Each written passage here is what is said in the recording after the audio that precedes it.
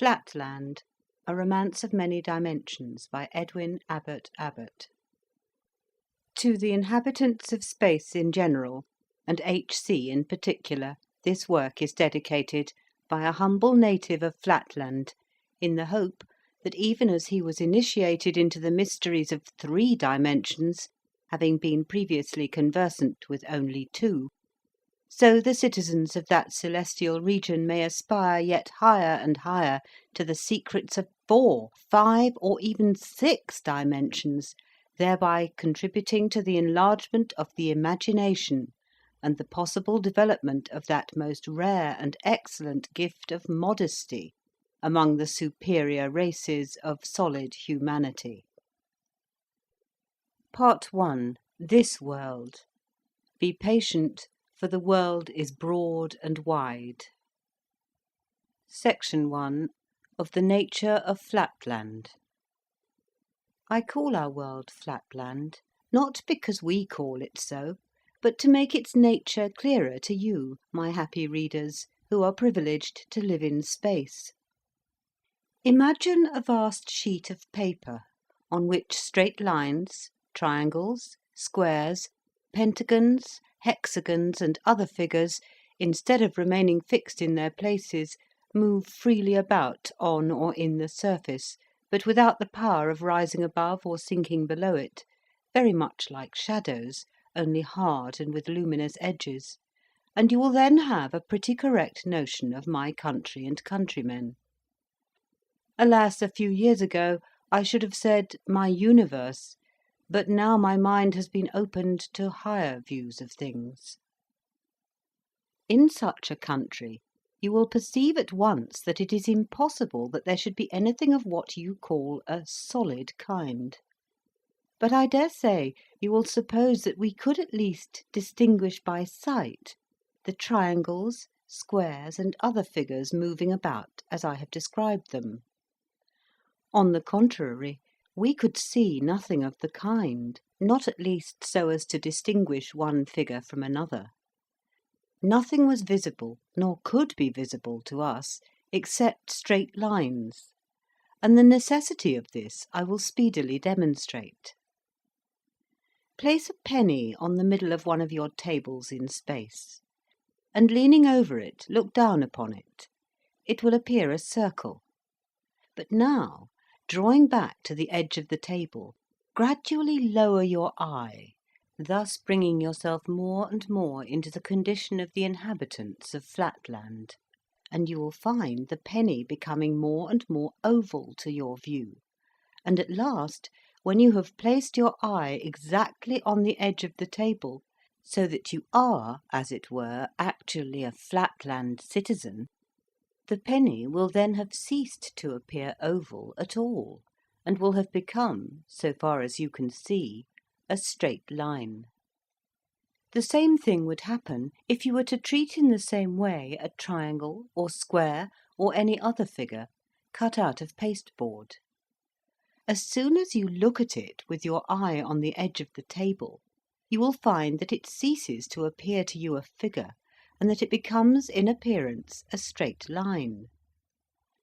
Take, for example, an equilateral triangle, who represents with us a tradesman of the respectable class. Figure 1 represents the tradesman as you would see him while you were bending over him from above. Reader's note: Figure 1 is a downward pointing triangle with all sides equal. End of reader's note. Figures 2 and 3 represent the tradesman as you would see him if your eye were close to the level or all but on the level of the table.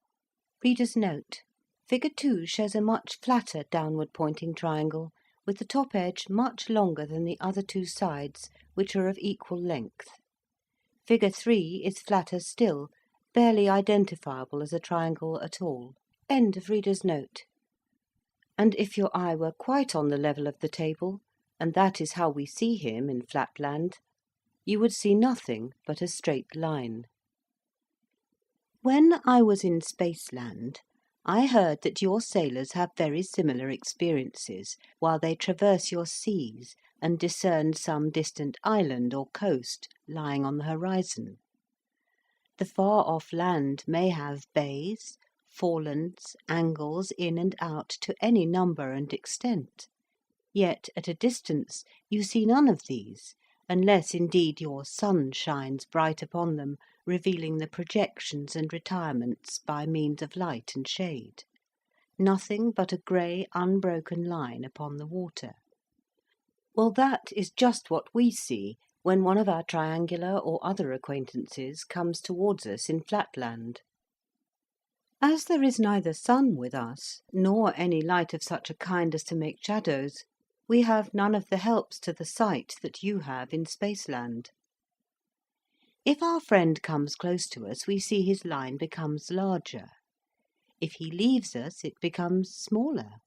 But still he looks like a straight line, be he a triangle, square, pentagon, hexagon, circle, what you will. A straight line he looks, and nothing else.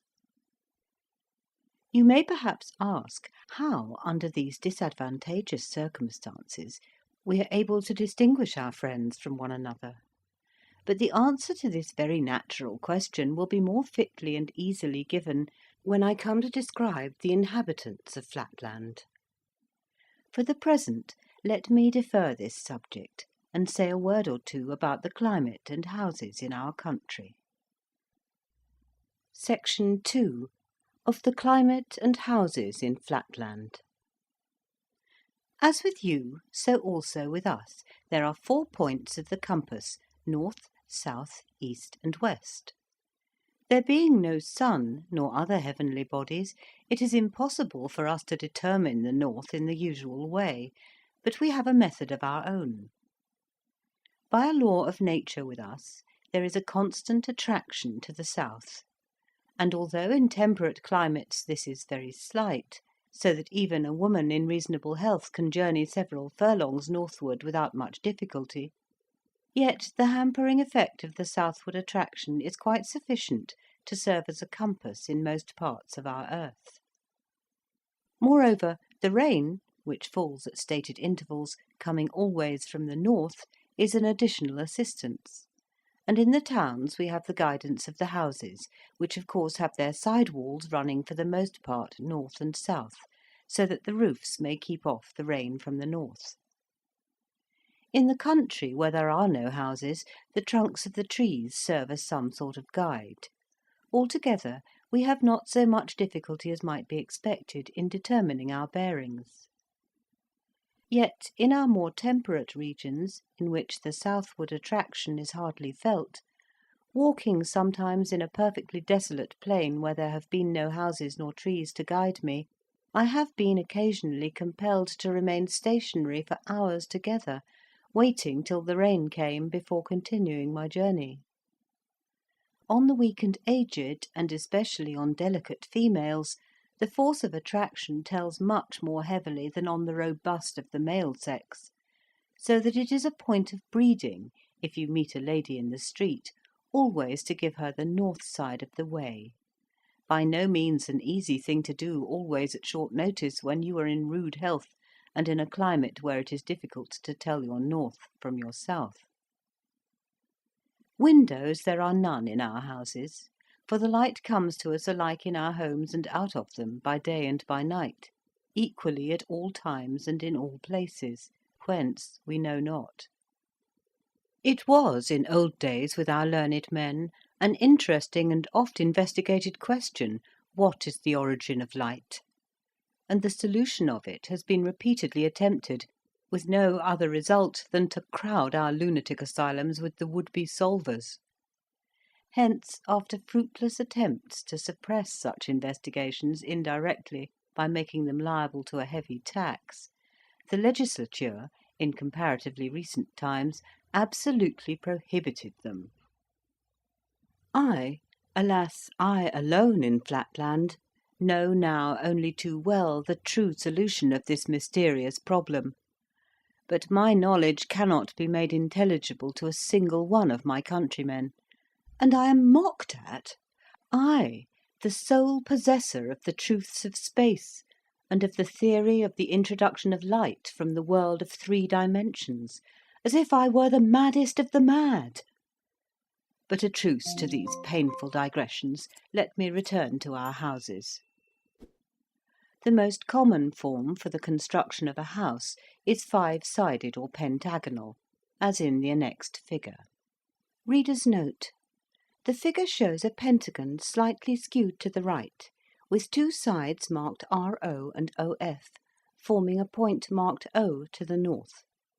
The left or western side, which has a large opening marked men's door, is marked AR. The right or eastern side, which has a small opening marked women's door, is marked BF. The base or southern side is marked AB.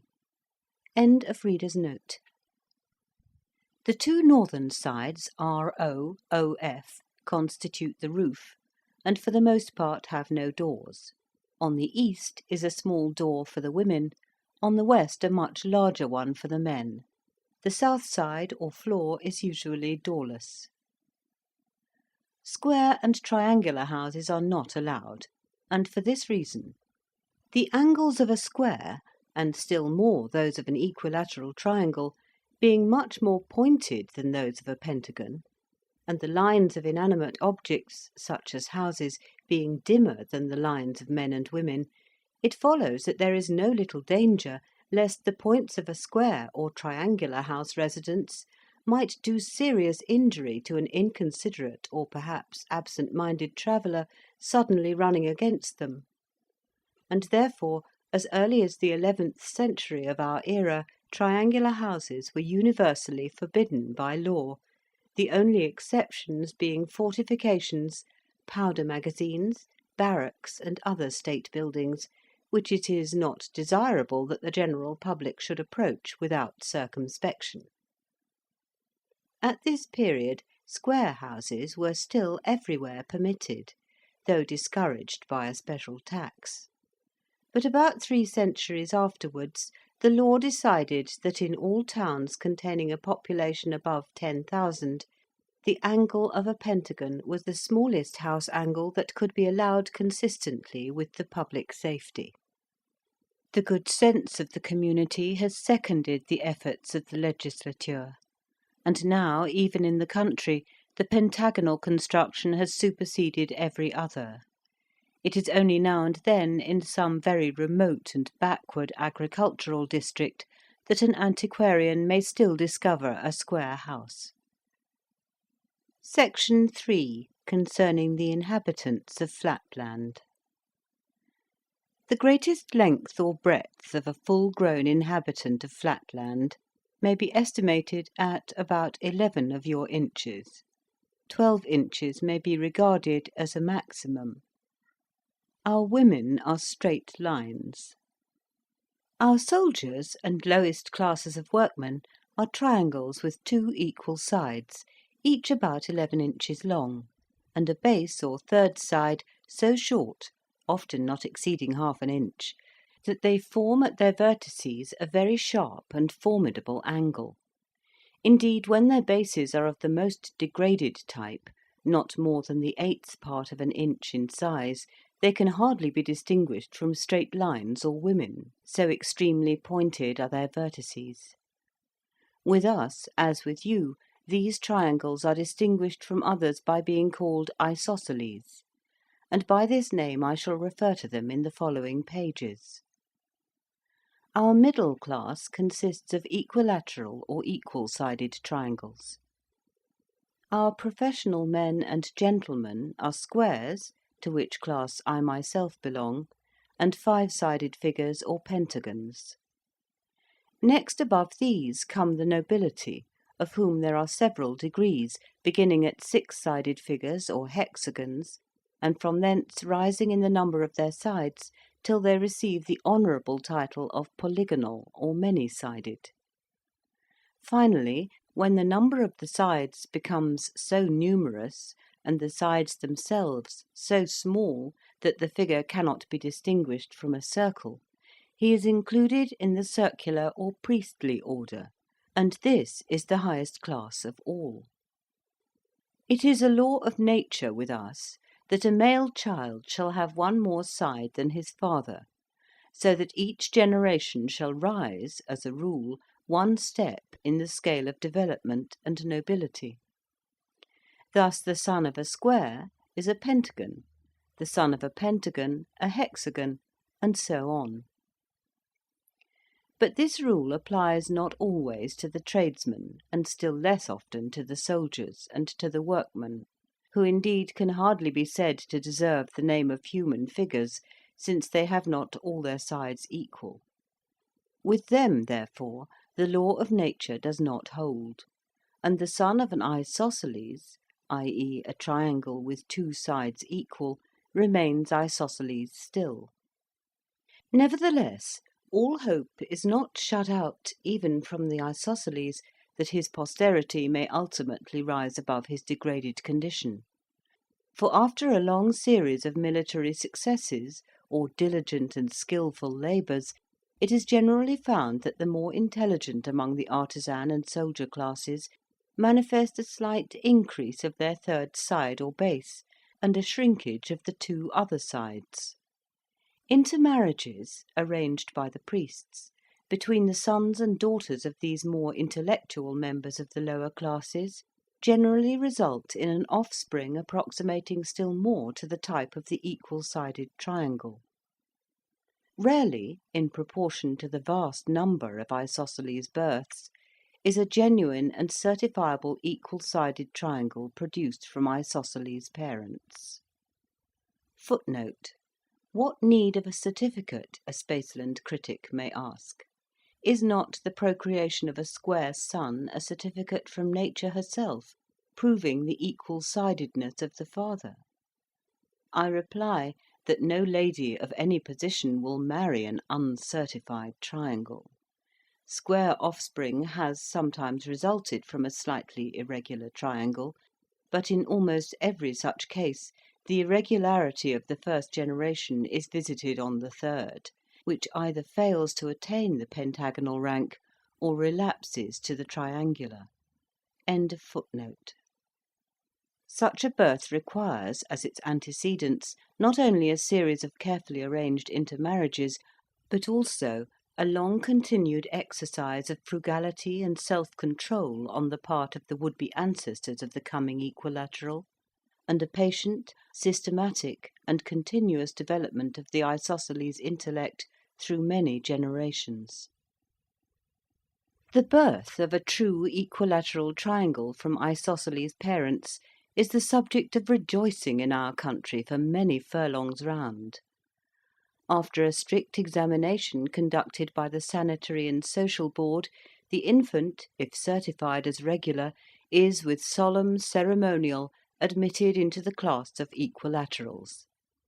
He is then immediately taken from his proud yet sorrowing parents, and adopted by some childless equilateral, who is bound by oath never to permit the child henceforth to enter his former home, or so much as to look upon his relations again, for fear lest the freshly developed organism may, by force of unconscious imitation, fall back again into his hereditary level.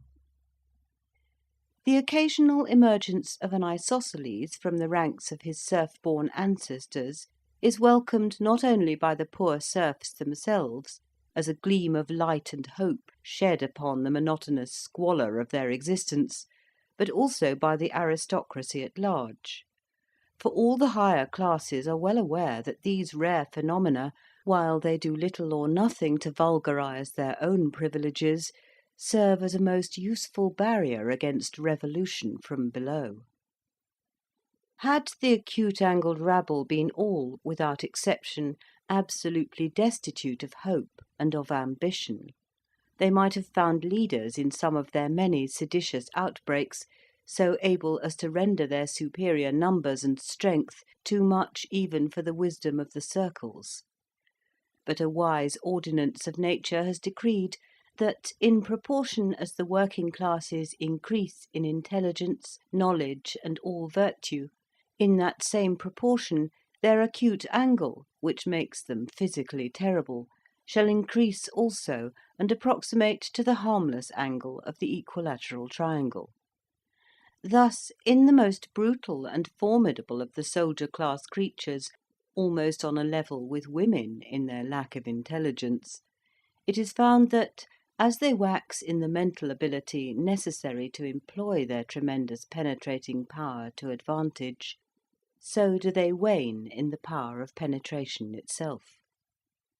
How admirable is this law of compensation, and how perfect a proof of the natural fitness and, I may almost say, the divine origin of the aristocratic constitution of the states in Flatland. By a judicious use of this law of nature, the polygons and circles are almost always able to stifle sedition in its very cradle, taking advantage of the irrepressible and boundless hopefulness of the human mind. Art also comes to the aid of law and order. It is generally found possible, by a little artificial compression or expansion on the part of the state physicians, to make some of the more intelligent leaders of a rebellion perfectly regular, and to admit them at once into the privileged classes. A much larger number, who are still below the standard, allured by the prospect of being ultimately ennobled, are induced to enter the state hospitals, where they are kept in honourable confinement for life. One or two alone of the more obstinate, foolish, and hopelessly irregular are led to execution. Then the wretched rabble of the isosceles, planless and leaderless, are either transfixed without resistance by the small body of their brethren, whom the chief circle keeps in pay for emergencies of this kind, or else more often, by means of jealousies and suspicions skilfully fomented among them by the circular party, they are stirred to mutual warfare, and perish by one another's angles.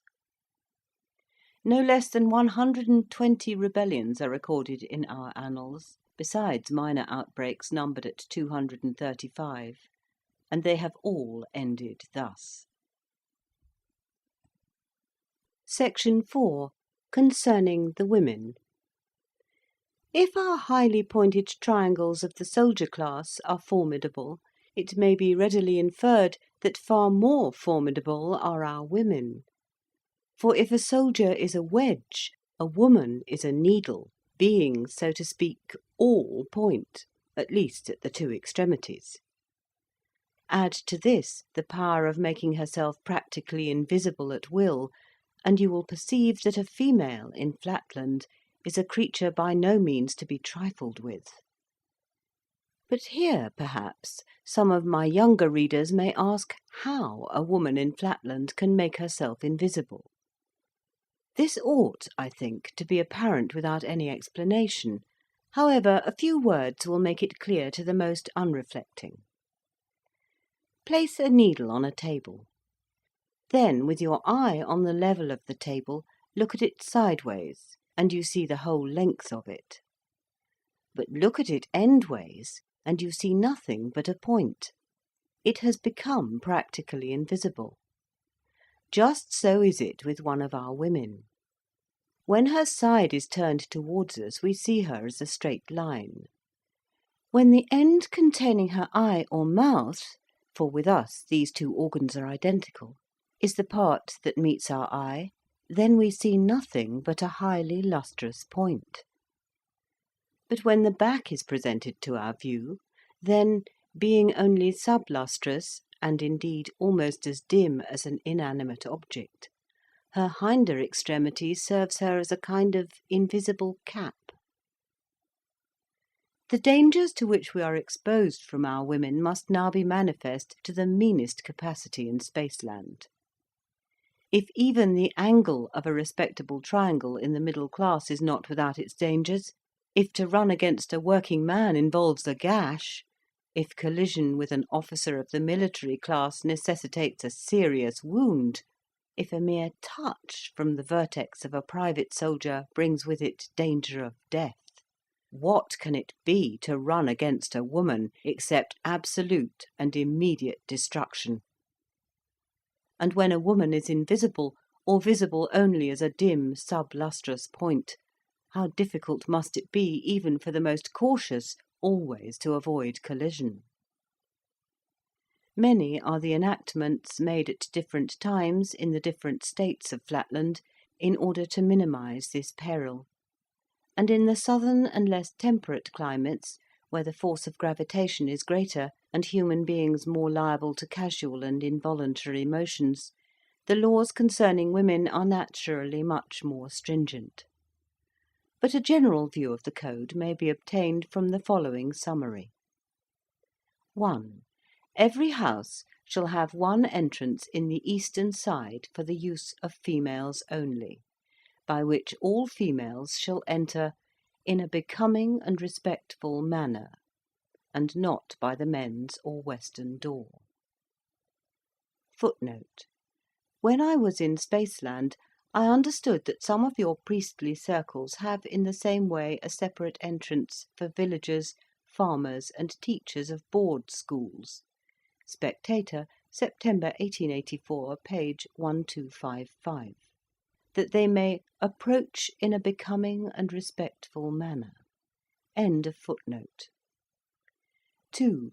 No female shall walk in any public place without continually keeping up her peace cry, under penalty of death. 3. Any female duly certified to be suffering from St. Vitus's dance, fits, chronic cold accompanied by violent sneezing, or any disease necessitating involuntary motions, shall be instantly destroyed. In some of the states there is an additional law forbidding females under penalty of death from walking or standing in any public place without moving their backs constantly from right to left, so as to indicate their presence to those behind them. Others oblige a woman, when travelling, to be followed by one of her sons or servants, or by her husband. Others confine women altogether to their houses, except during the religious festivals. But it has been found by the wisest of our circles or statesmen that the multiplication of restrictions on females tends not only to the debilitation and diminution of the race, but also to the increase of domestic murders, to such an extent that a state loses more than it gains by a too prohibitive code. For whenever the temper of the women is thus exasperated by confinement at home or hampering regulations abroad, they are apt to vent their spleen upon their husbands and children, and in the less temperate climates the whole male population of a village has been sometimes destroyed in 1 or 2 hours of simultaneous female outbreak. Hence the 3 laws mentioned above suffice for the better regulated states, and may be accepted as a rough exemplification of our female code. After all, our principal safeguard is found, not in legislature, but in the interests of the women themselves. For, although they can inflict instantaneous death by a retrograde movement, yet, unless they can at once disengage their stinging extremity from the struggling body of their victim, their own frail bodies are liable to be shattered. The power of fashion is also on our side. I pointed out that in some less civilized states no female is suffered to stand in any public place without swaying her back from right to left. This practice has been universal among ladies of any pretensions to breeding in all well-governed states, as far back as the memory of figures can reach. It is considered a disgrace to any state that legislation should have to enforce what ought to be, and is in every respectable female, a natural instinct. The rhythmical and, if I may say so, well-modulated undulation of the back in our ladies of circular rank is envied and imitated by the wife of a common equilateral, who can achieve nothing beyond a mere monotonous swing, like the ticking of a pendulum. And the regular tick of the equilateral is no less admired and copied by the wife of the progressive and aspiring isosceles, in the females of whose family no back motion of any kind has become as yet a necessity of life. Hence, in every family of position and consideration, back motion is as prevalent as time itself, and the husbands and sons in these households enjoy immunity, at least from invisible attacks. Not that it must be for a moment supposed that our women are destitute of affection, but unfortunately the passion of the moment predominates in the frail sex over every other consideration. This is, of course, a necessity arising from their unfortunate conformation. For as they have no pretensions to an angle, being inferior in this respect to the very lowest of the isosceles, they are consequently wholly devoid of brain power, and have neither reflection, judgment, nor forethought, and hardly any memory. Hence, in their fits of fury, they remember no claims and recognise no distinctions. I have actually known a case where a woman has exterminated her whole household, and half an hour afterwards, when her rage was over and the fragments swept away, has asked what has become of her husband and her children. Obviously, then, a woman is not to be irritated as long as she is in a position where she can turn round. When you have them in their apartments, which are constructed with a view to denying them that power, you can say and do what you like, for they are then wholly impotent for mischief, and will not remember a few minutes hence the incident for which they may be at this moment threatening you with death, nor the promises which you may have found it necessary to make in order to pacify their fury. On the whole, we get on pretty smoothly in our domestic relations, except in the lower strata of the military classes. There the want of tact and discretion on the part of the husbands produces at times indescribable disasters.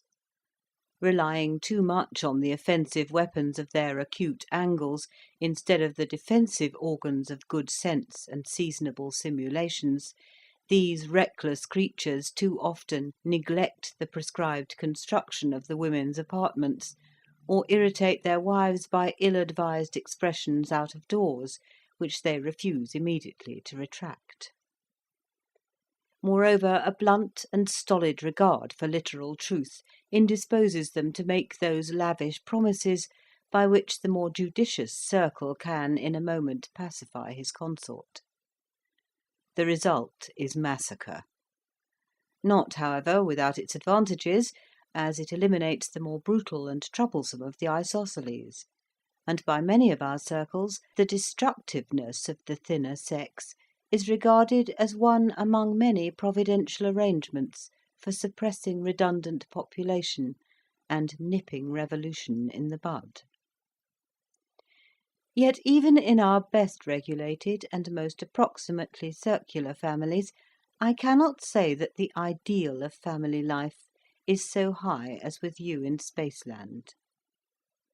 There is peace, in so far as the absence of slaughter may be called by that name, but there is necessarily little harmony of tastes or pursuits, and the cautious wisdom of the circles has ensured safety at the cost of domestic comfort. In every circular or polygonal household it has been a habit from time immemorial, and has now become a kind of instinct among the women of our higher classes, that the mothers and daughters should constantly keep their eyes and mouths towards their husband and his male friends, and for a lady in a family of distinction to turn her back upon her husband would be regarded as a kind of portent involving loss of status. But, as I shall soon show, this custom, though it has the advantage of safety, is not without its disadvantages. In the house of the working man or respectable tradesman, where the wife is allowed to turn her back upon her husband while pursuing her household avocations, there are at least intervals of quiet, when the wife is neither seen nor heard, except for the humming sound of the continuous peace cry. But in the homes of the upper classes there is too often no peace. There the voluble mouth and bright penetrating eye are ever directed towards the master of the household, and light itself is not more persistent than the stream of feminine discourse. The tact and skill which suffice to avert a woman's sting are unequal to the task of stopping a woman's mouth. And as the wife has absolutely nothing to say, and absolutely no constraint of wit, sense, or conscience to prevent her from saying it, not a few cynics have been found to aver that they prefer the danger of the death-dealing but inaudible sting to the safe sonorousness of a woman's other end. To my readers in Spaceland, the condition of our women may seem truly deplorable, and so indeed it is. A male of the lowest type of the isosceles may look forward to some improvement of his angle, and to the ultimate elevation of the whole of his degraded caste. But no woman can entertain such hopes for her sex. Once a woman, always a woman, is a decree of nature, and the very laws of evolution seem suspended in her disfavour. Yet at least we can admire the wise prearrangement which has ordained that, as they have no hopes, so they shall have no memory to recall, and no forethought to anticipate the miseries and humiliations which are at once a necessity of their existence and the basis of the constitution of Flatland. Section 5 of our methods of recognizing one another. You, who are blessed with shade as well as light, you who are gifted with 2 eyes, endowed with a knowledge of perspective, and charmed with the enjoyment of various colours, you who can actually see an angle and contemplate the complete circumference of a circle in the happy region of the 3 dimensions, how shall I make clear to you the extreme difficulty which we in Flatland experience in recognising one another's configurations? Recall what I told you above.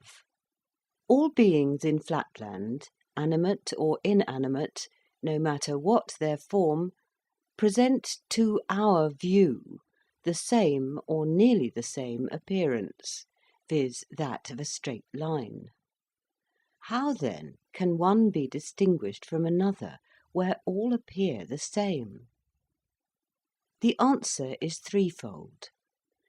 The first means of recognition is the sense of hearing, which with us is far more highly developed than with you, and which enables us not only to distinguish by the voice our personal friends, but even to discriminate between different classes, at least so far as concerns the 3 lowest orders, the equilateral, the square, and the pentagon, for of the isosceles I take no account. But as we ascend in the social scale, the process of discriminating and being discriminated by hearing increases in difficulty, partly because voices are assimilated, partly because the faculty of voice discrimination is a plebeian virtue not much developed among the aristocracy. And wherever there is any danger of imposture, we cannot trust to this method. Amongst our lowest orders, the vocal organs are developed to a degree more than correspondent with those of hearing, so that an isosceles can easily feign the voice of a polygon, and with some training, that of a circle himself. A second method is therefore more commonly resorted to. Feeling is, among our women and lower classes, about our upper classes I shall speak presently, the principal test of recognition, at all events between strangers, and when the question is not as to the individual but as to the class. What, therefore, introduction is among the higher classes in Spaceland, that the process of feeling is with us. Permit me to ask you to feel and be felt by my friend Mr. So-and-so is, still among the more old-fashioned of our country gentlemen in districts remote from towns, the customary formula for a Flatland introduction.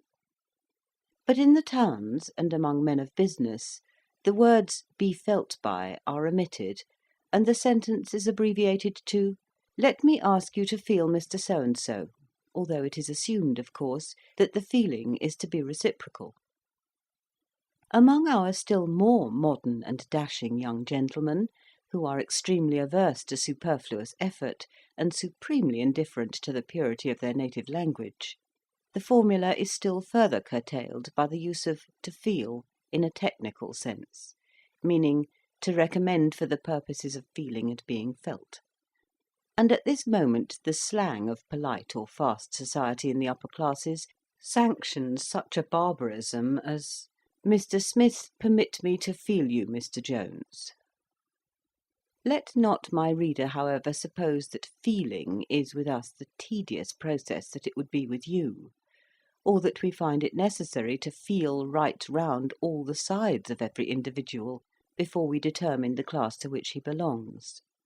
Long practice and training, begun in the schools and continued in the experience of daily life, enable us to discriminate at once by the sense of touch between the angles of an equal-sided triangle, square, and pentagon. And I need not say that the brainless vertex of an acute-angled isosceles is obvious to the dullest touch.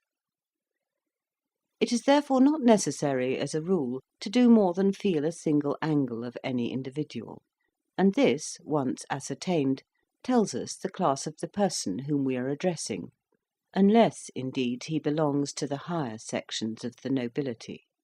There the difficulty is much greater. Even a Master of Arts in our University of Wentbridge has been known to confuse a 10-sided with a 12-sided polygon, and there is hardly a Doctor of Science in or out of that famous university who could pretend to decide promptly and unhesitatingly between a 20-sided and a 24-sided member of the aristocracy. Those of my readers who recall the extracts I gave above from the legislative code concerning women will readily perceive that the process of introduction by contact requires some care and discretion.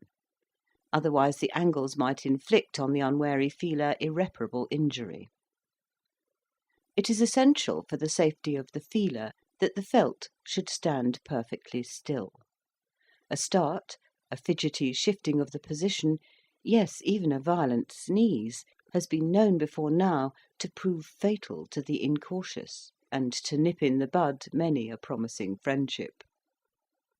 Especially is this true among the lower classes of the triangles. With them, the eye is situated so far from their vertex that they can scarcely take cognizance of what goes on at that extremity of their frame.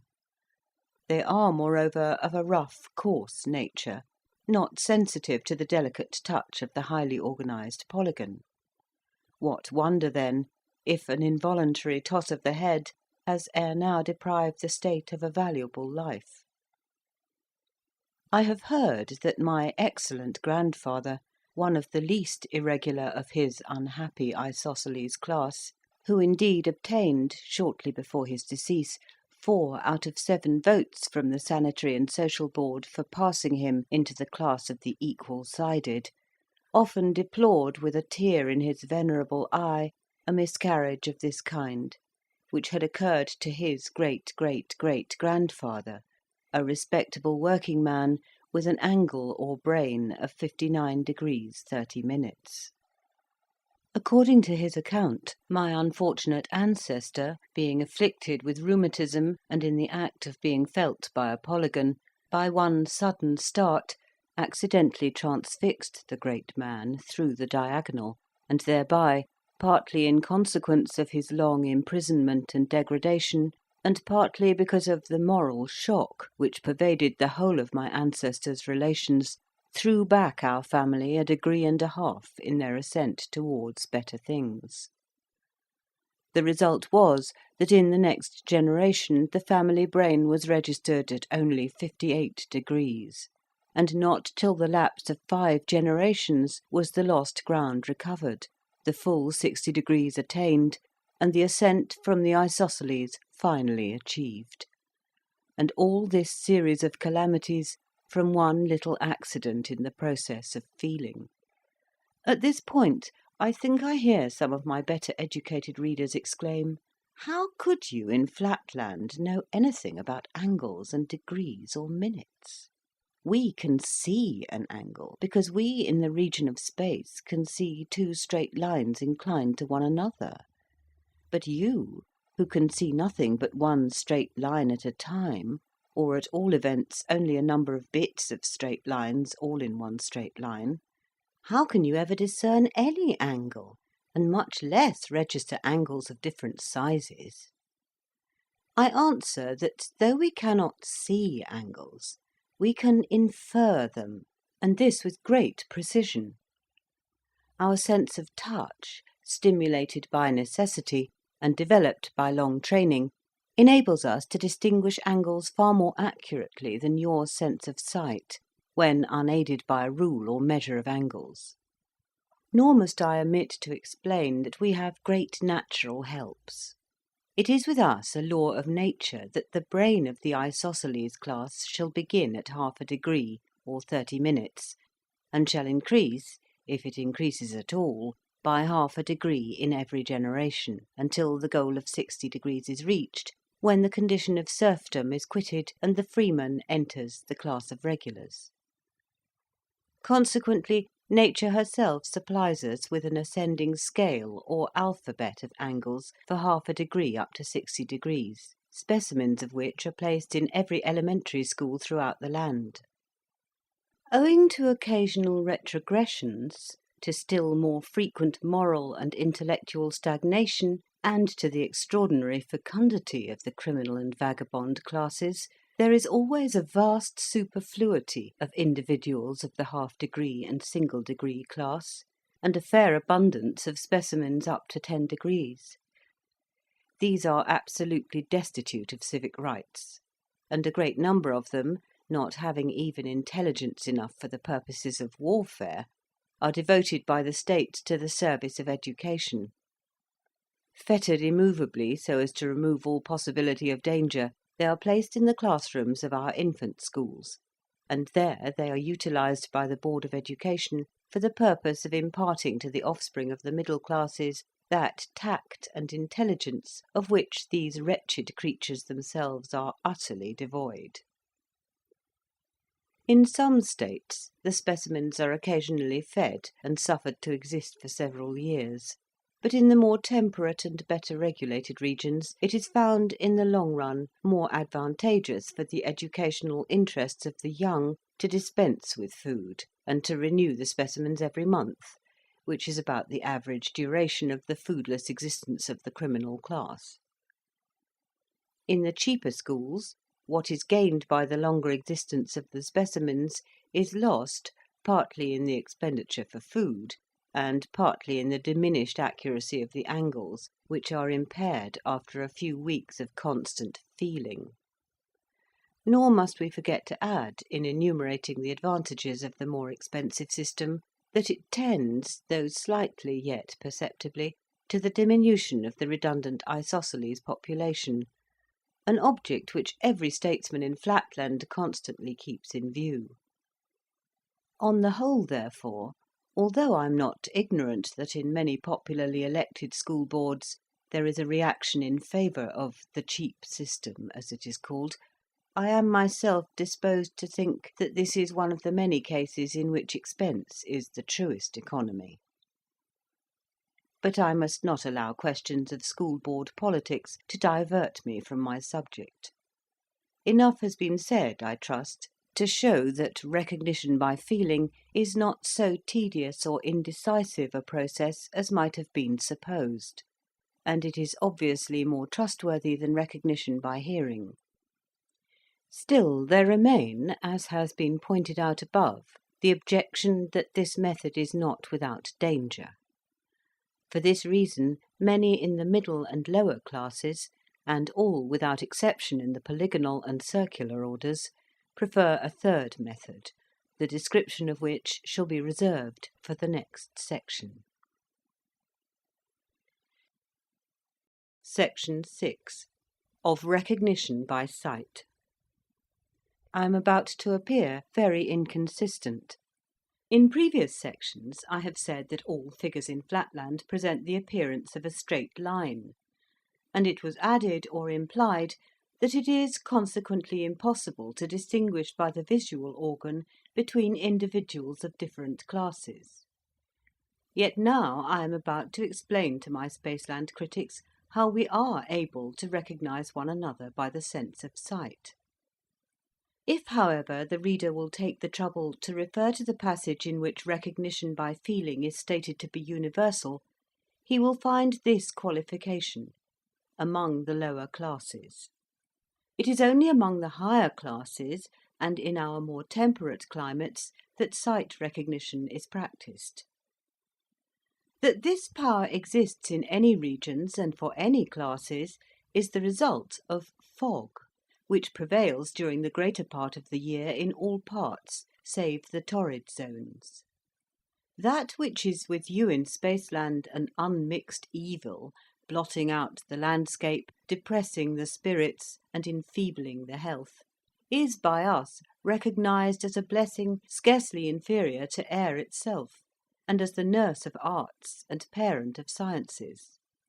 But let me explain my meaning without further eulogies on this beneficent element. If fog were non-existent, all lines would appear equally and indistinguishably clear.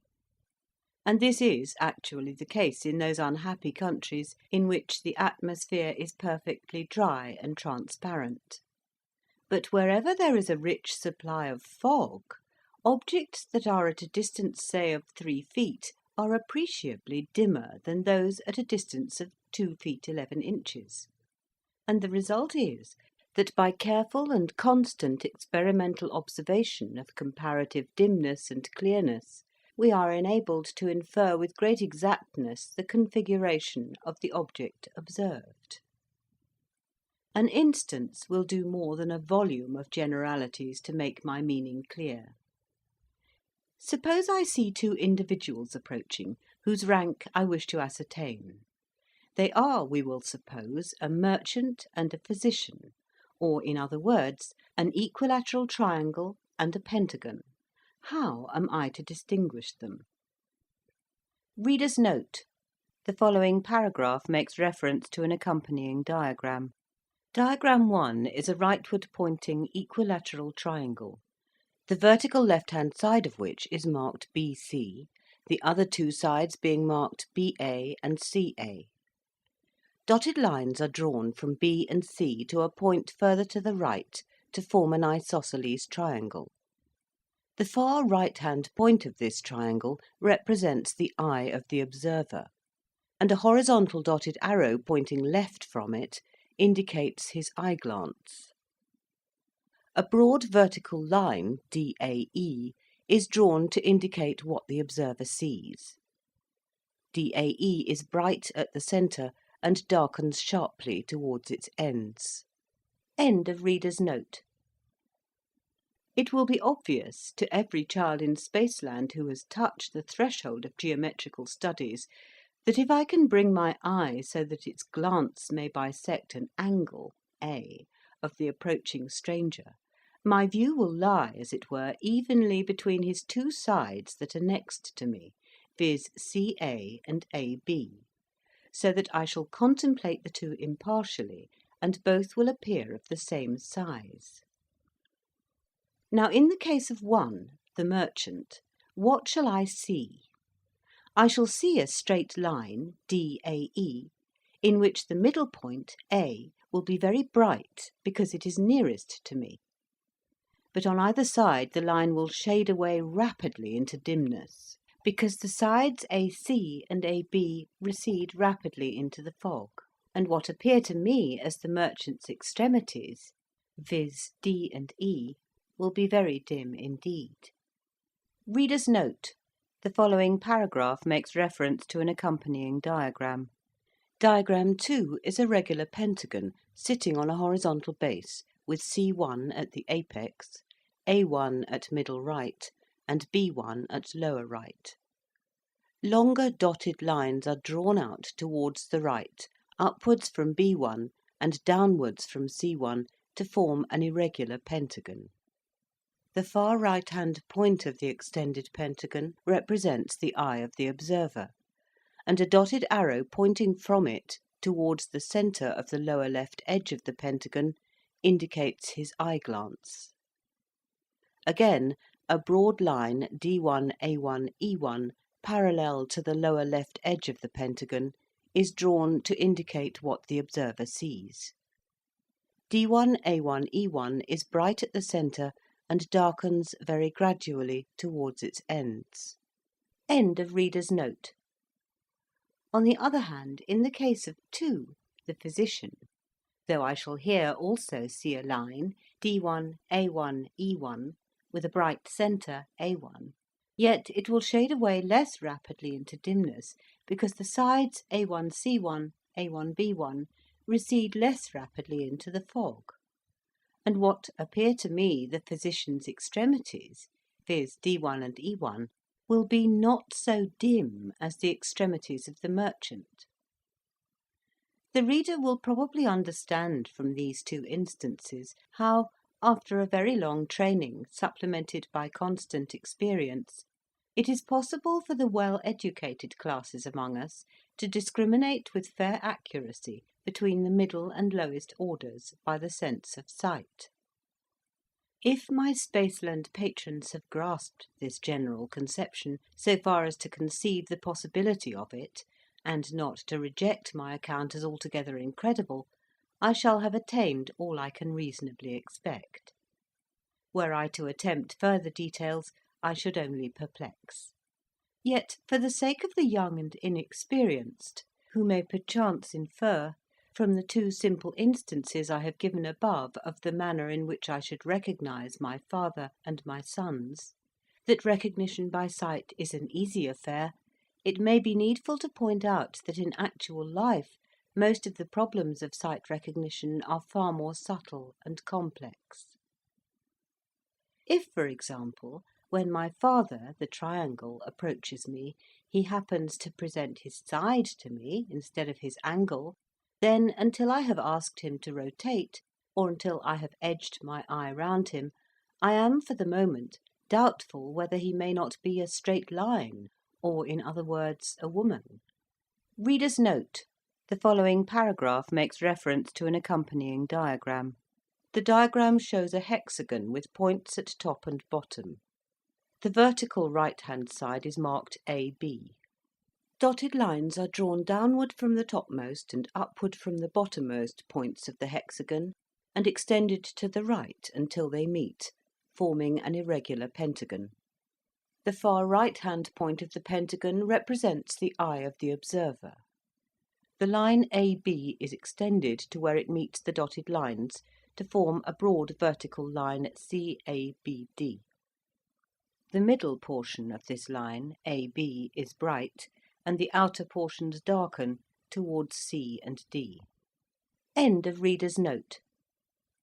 Again, when I am in the company of one of my 2 hexagonal grandsons, contemplating one of his sides, AB, full front, it will be evident from the accompanying diagram that I shall see one whole line, AB, in comparative brightness, shading off hardly at all at the ends, and 2 smaller lines, CA and BD, dim throughout and shading away into greater dimness toward the extremities, C and D.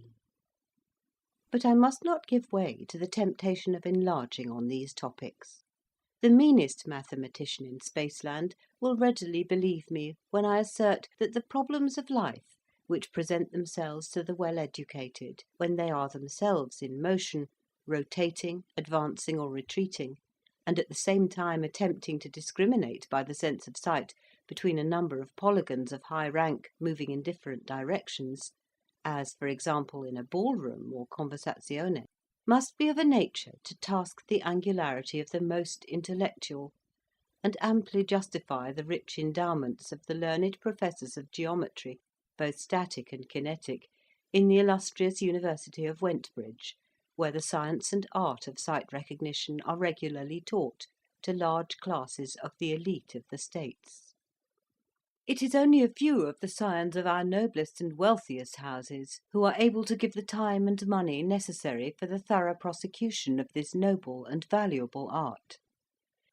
Even to me, a mathematician of no mean standing, and the grandfather of two most hopeful and perfectly regular hexagons, to find myself in the midst of a crowd of rotating polygons of the higher classes is occasionally very perplexing.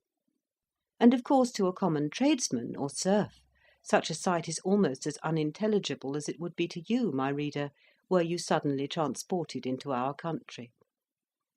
In such a crowd you could see on all sides of you nothing but a line, apparently straight, but of which the parts would vary irregularly and perpetually in brightness or dimness. Even if you had completed your 3rd year in the pentagonal and hexagonal classes in the university, and were perfect in the theory of the subject, you would still find that there was need of many years of experience before you could move in a fashionable crowd without jostling against your betters, whom it is against etiquette to ask to feel, and who, by their superior culture and breeding, know all about your movements, while you know very little or nothing about theirs.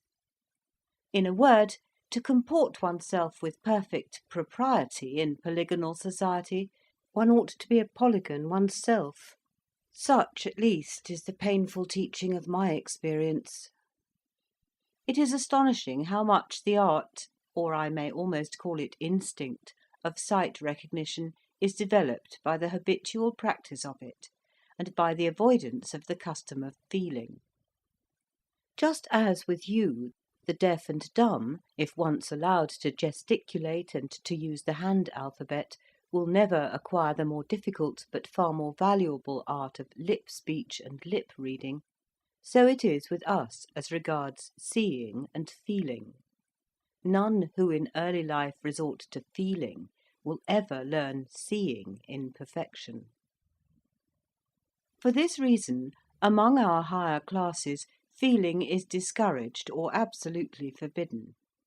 From the cradle, their children, instead of going to the public elementary schools, where the art of feeling is taught, are sent to higher seminaries of an exclusive character. And at our illustrious university, to feel is regarded as a most serious fault, involving rustication for the first offence and expulsion for the second.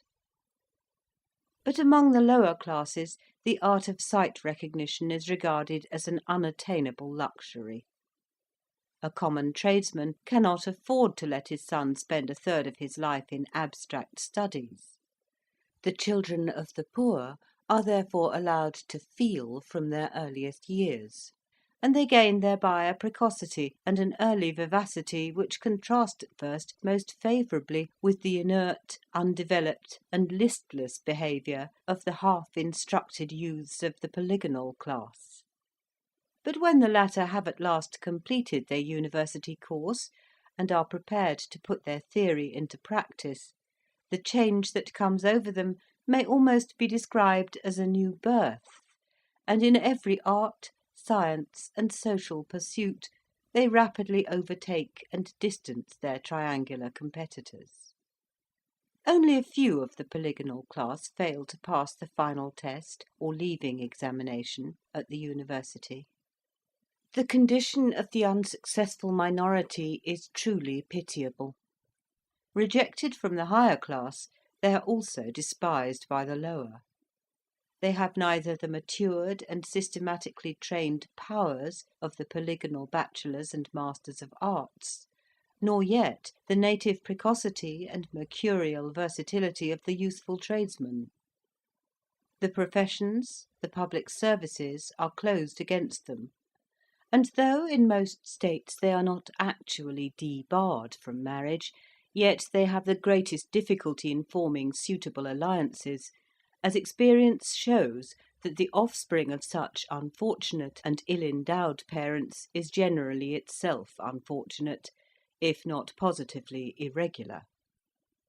It is from these specimens of the refuse of our nobility that the great tumults and seditions of past ages have generally derived their leaders; and so great is the mischief thence arising, that an increasing minority of our more progressive statesmen are of opinion that true mercy would dictate their entire suppression, by enacting that all who fail to pass the final examination of the University should be either imprisoned for life or extinguished by a painless death.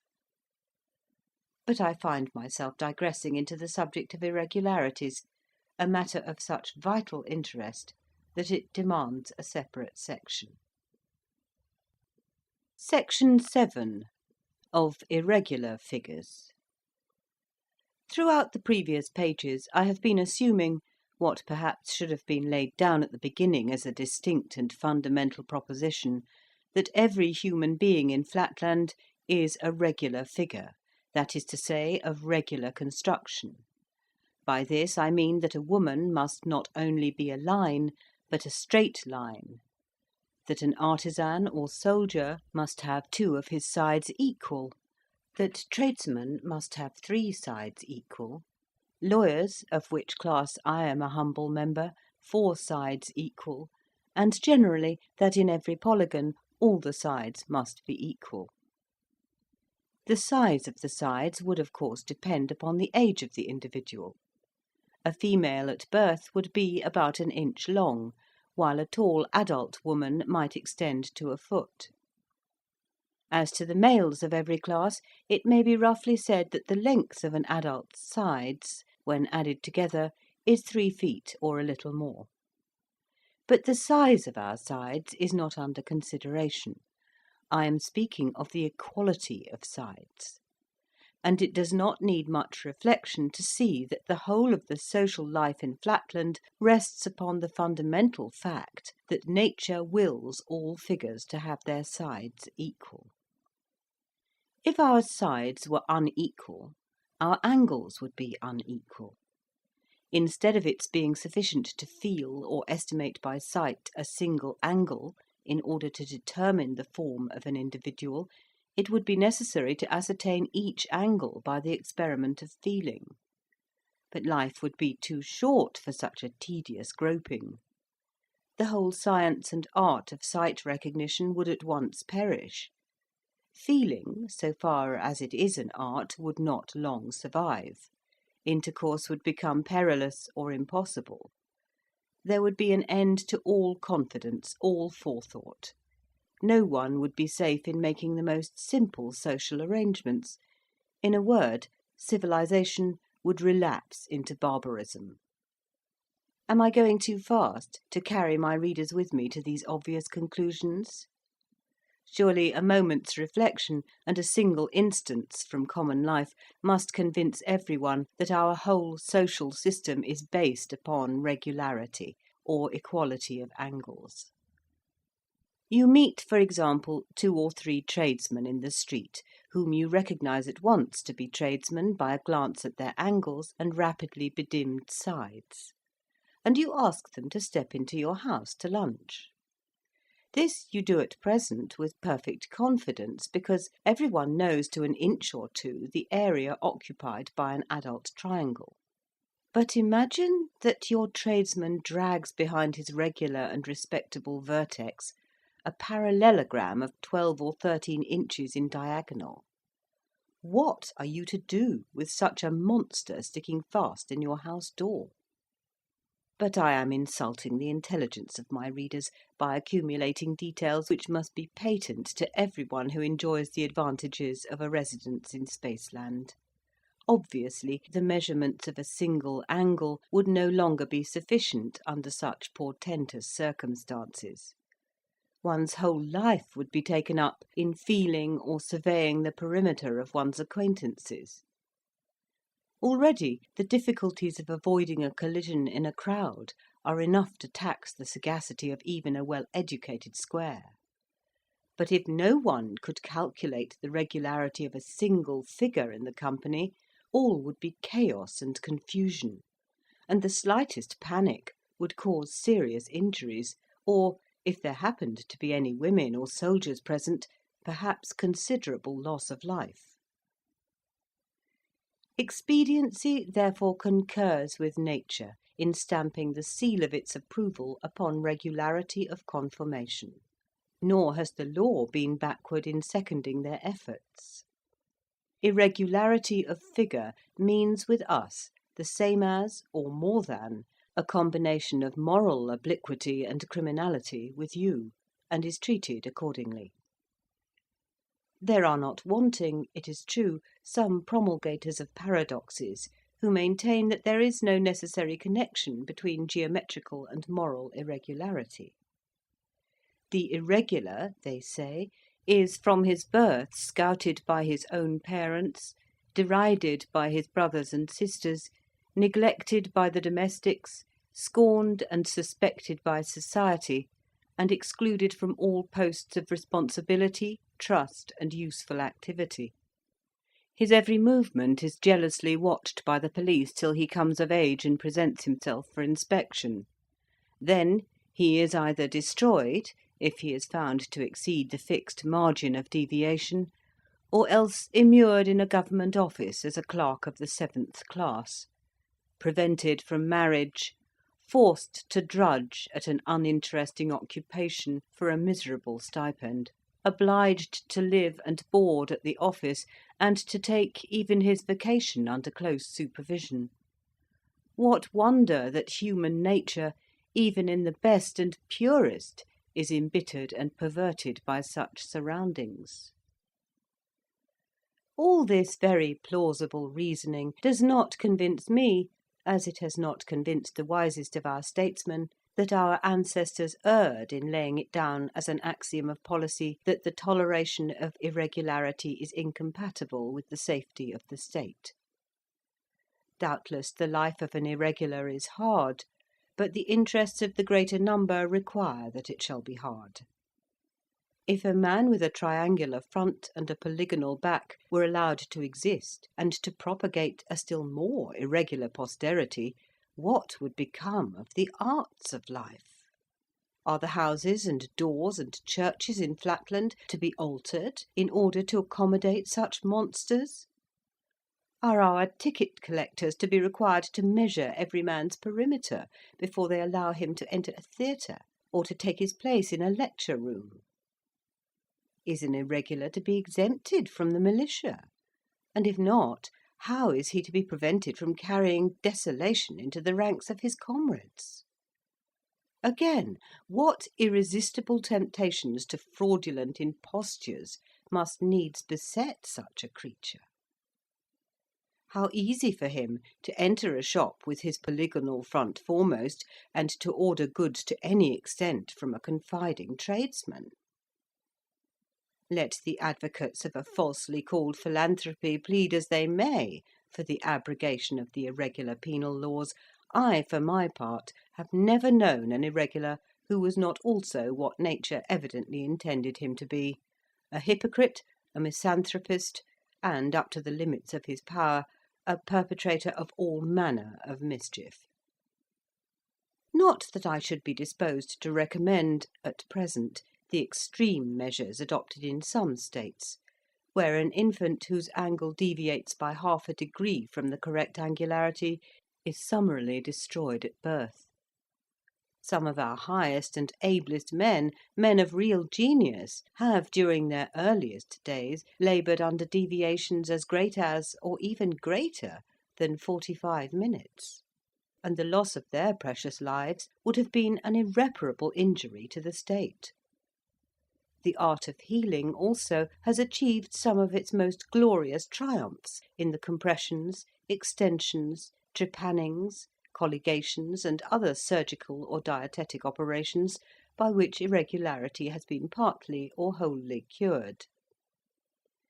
Advocating therefore a via media, I would lay down no fixed or absolute line of demarcation, but at the period when the frame is just beginning to set, and when the medical board has reported that recovery is improbable, I would suggest that the irregular offspring be painlessly and mercifully consumed. Section 8. Of the ancient practice of painting. If my readers have followed me with any attention up to this point, they will not be surprised to hear that life is somewhat dull in Flatland. I do not, of course, mean that there are not battles, conspiracies, tumults, factions, and all those other phenomena which are supposed to make history interesting.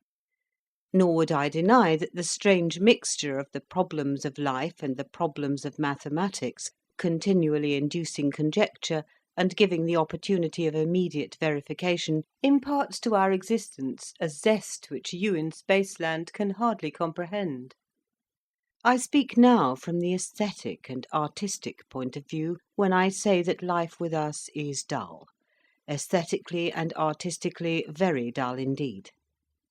How can it be otherwise, when all one's prospect, all one's landscapes, historical pieces, portraits, flowers, still life, are nothing but a single line, with no varieties except degrees of brightness and obscurity? It was not always thus. Colour, if tradition speaks the truth, once, for the space of half a dozen centuries or more, threw a transient charm upon the lives of our ancestors in the remotest ages. Some private individual, a pentagon whose name is variously reported, having casually discovered the constituents of the simpler colours and a rudimentary method of painting, is said to have begun by decorating first his house, then his slaves, then his father, his sons and grandsons, lastly himself. The convenience as well as the beauty of the results commended themselves to all. Wherever Chromatistes, for by that name the most trustworthy authorities concur in calling him, turned his variegated frame, there he at once excited attention and attracted respect. No one now needed to feel him. No one mistook his front for his back. All his movements were readily ascertained by his neighbours, without the slightest strain on their powers of calculation. No one jostled him, or failed to make way for him. His voice was saved the labour of that exhausting utterance by which we colourless squares and pentagons are often forced to proclaim our individuality when we move amid a crowd of ignorant isosceles. The fashion spread like wildfire.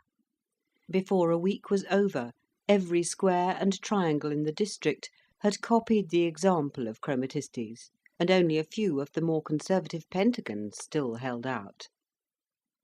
A month or two found even the dodecagons infected with the innovation.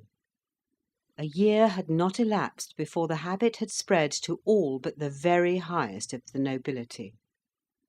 Needless to say, the custom soon made its way from the district of Chromatistes to surrounding regions, and within 2 generations no one in all Flatland was colourless except the women and the priests. Here nature herself appeared to erect a barrier, and to plead against extending the innovation to these 2 classes. Many-sidedness was almost essential as a pretext for the innovators. Distinction of sides is intended by nature to imply distinction of colours. Such was the sophism which in those days flew from mouth to mouth, converting whole towns at a time to the new culture. But manifestly to our priests and women this adage did not apply. The latter had only one side, and therefore, plurally and pedantically speaking, no sides. The former, if at least they would assert their claim to be really and truly circles, and not mere high-class polygons with an infinitely large number of infinitesimally small sides, were in the habit of boasting, what women confessed and deplored, that they also had no sides, being blessed with a perimeter of one line, or, in other words, a circumference. Hence it came to pass that these 2 classes could see no force in the so-called axiom about distinction of sides implying distinction of colour, and when all others had succumbed to the fascinations of corporal decoration, the priests and the women alone still remained pure from the pollution of paint. Immoral, licentious, anarchical, unscientific, call them by what names you will, yet, from an aesthetic point of view, those ancient days of the colour revolt were the glorious childhood of art in Flatland. A childhood, alas, that never ripened into manhood, nor even reached the blossom of youth. To live was then in itself a delight, because living implied seeing. Even at a small party, the company was a pleasure to behold. The richly varied hues of the assembly in a church or theatre are said to have more than once proved too distracting for our greatest teachers and actors. But most ravishing of all is said to have been the unspeakable magnificence of a military review.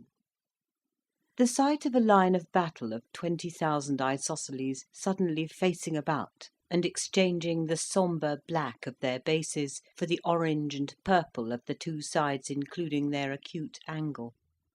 The militia of the equilateral triangles tricoloured in red, white and blue. The mauve, ultramarine, gamboge and burnt umber of the square artillerymen rapidly rotating near their vermilion guns.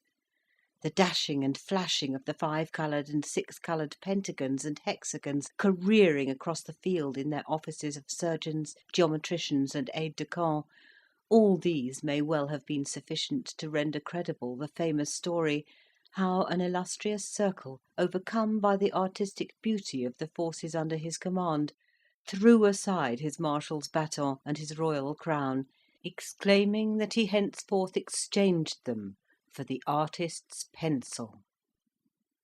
How great and glorious the sensuous development of these days must have been is in part indicated by the very language and vocabulary of the period. The commonest utterances of the commonest citizens in the time of the colour revolt seem to have been suffused with a richer tinge of word or thought. And to that era we are even now indebted for our finest poetry, and for whatever rhythm still remains in the more scientific utterance of these modern days.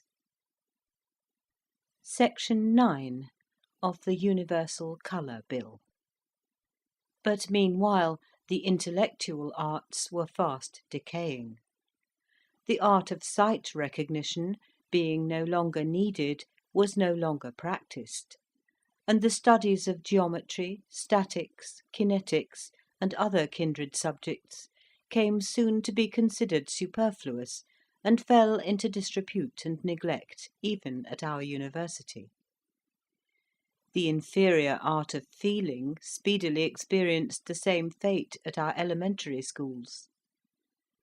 Then the isosceles classes, asserting that the specimens were no longer used nor needed, and refusing to pay the customary tribute from the criminal classes to the service of education, waxed daily more numerous and more insolent on the strength of their immunity from the old burden, which had formerly exercised the twofold wholesome effect of at once taming their brutal nature and thinning their excessive numbers. Year by year the soldiers and artisans began more vehemently to assert, and with increasing truth, that there was no great difference between them and the very highest class of polygons, now that they were raised to an equality with the latter, and enabled to grapple with all the difficulties and solve all the problems of life, whether statical and kinetical, by the simple process of colour recognition.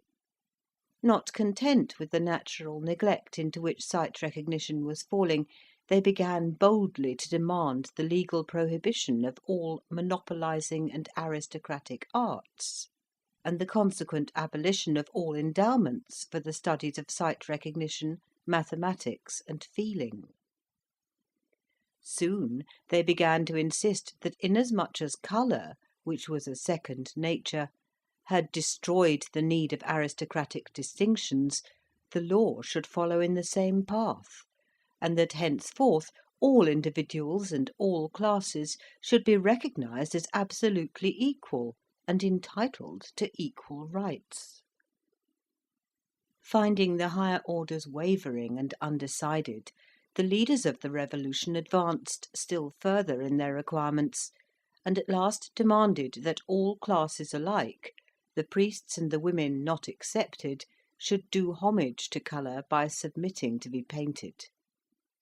When it was objected that priests and women had no sides, They retorted that nature and expediency concurred in dictating that the front half of every human being, that is to say, the half containing his eye and mouth, should be distinguishable from his hinder half. They therefore brought before a general and extraordinary assembly of all the states of Flatland a bill proposing that in every woman the half containing the eye and mouth should be coloured red, and the other half green. The priests were to be painted in the same way, red being applied to that semicircle in which the eye and mouth formed the middle point, while the other or hinder semicircle was to be coloured green. There was no little cunning in this proposal, which indeed emanated not from any isosceles, for no being so degraded would have had angularity enough to appreciate, much less to devise, such a model of statecraft, but from an irregular circle, who, instead of being destroyed in his childhood, was reserved by a foolish indulgence to bring desolation on his country and destruction on myriads of his followers. On the one hand, the proposition was calculated to bring the women in all classes over to the side of the chromatic innovation. For by assigning to the women the same two colours as were assigned to the priests, the revolutionists thereby ensured that in certain positions every woman would appear like a priest, and be treated with corresponding respect and deference, a prospect that could not fail to attract the female sex in a mass. But by some of my readers the possibility of the identical appearance of priests and women under the new legislation may not be recognised. If so, a word or two will make it obvious. Imagine a woman duly decorated according to the new code, with the front half, i.e. the half containing eye and mouth, red, and with the hinder half green. Look at her from one side. Obviously you will see a straight line, half red, half green. Reader's note: the following paragraph makes reference to an accompanying diagram. The diagram shows a circle or priestly figure. If it is visualised as a clock face, 12 o'clock is marked M for the priest's mouth, 3 o'clock is marked B, and 9 o'clock is marked A. The diameter AB is drawn as a dotted line, and is extended outside the circle rightwards to a point which represents the position of the observer. Dotted lines are drawn downward and rightward from M towards this point, and upward and rightward from 6 o'clock to this point. A broad vertical line, CBD, is drawn between the dotted lines to indicate what the observer sees. CBD is bright at the centre and darkens sharply towards its ends. End of reader's note. Now imagine a priest whose mouth is at M and whose front semicircle, AMB, is consequently coloured red, while his hinder semicircle is green, so that the diameter AB divides the green from the red. If you contemplate the great man so as to have your eye in the same straight line as his dividing diameter, AB, what you will see will be a straight line, CBD, of which one half, CB, will be red, and the other, BD, green. The whole line, CD, will be rather shorter, perhaps, than that of a full-sized woman, and will shade off more rapidly towards its extremities, but the identity of the colours would give you an immediate impression of identity, if not class, making you neglectful of other details. Bear in mind the decay of sight recognition which threatened society at the time of the colour revolt. Add, too, the certainty that women would speedily learn to shade off their extremities so as to imitate the circles. It must then be surely obvious to you, my dear reader, that the Colour Bill placed us under a great danger, of confounding a priest with a young woman. How attractive this prospect must have been to the frail sex may readily be imagined. They anticipated with delight the confusion that would ensue.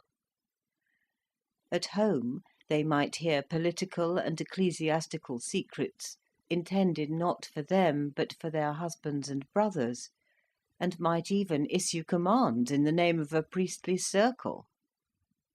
Out of doors the striking combination of red and green, without addition of any other colours, would be sure to lead the common people into endless mistakes, and the women would gain whatever the circles lost in the deference of the passers-by.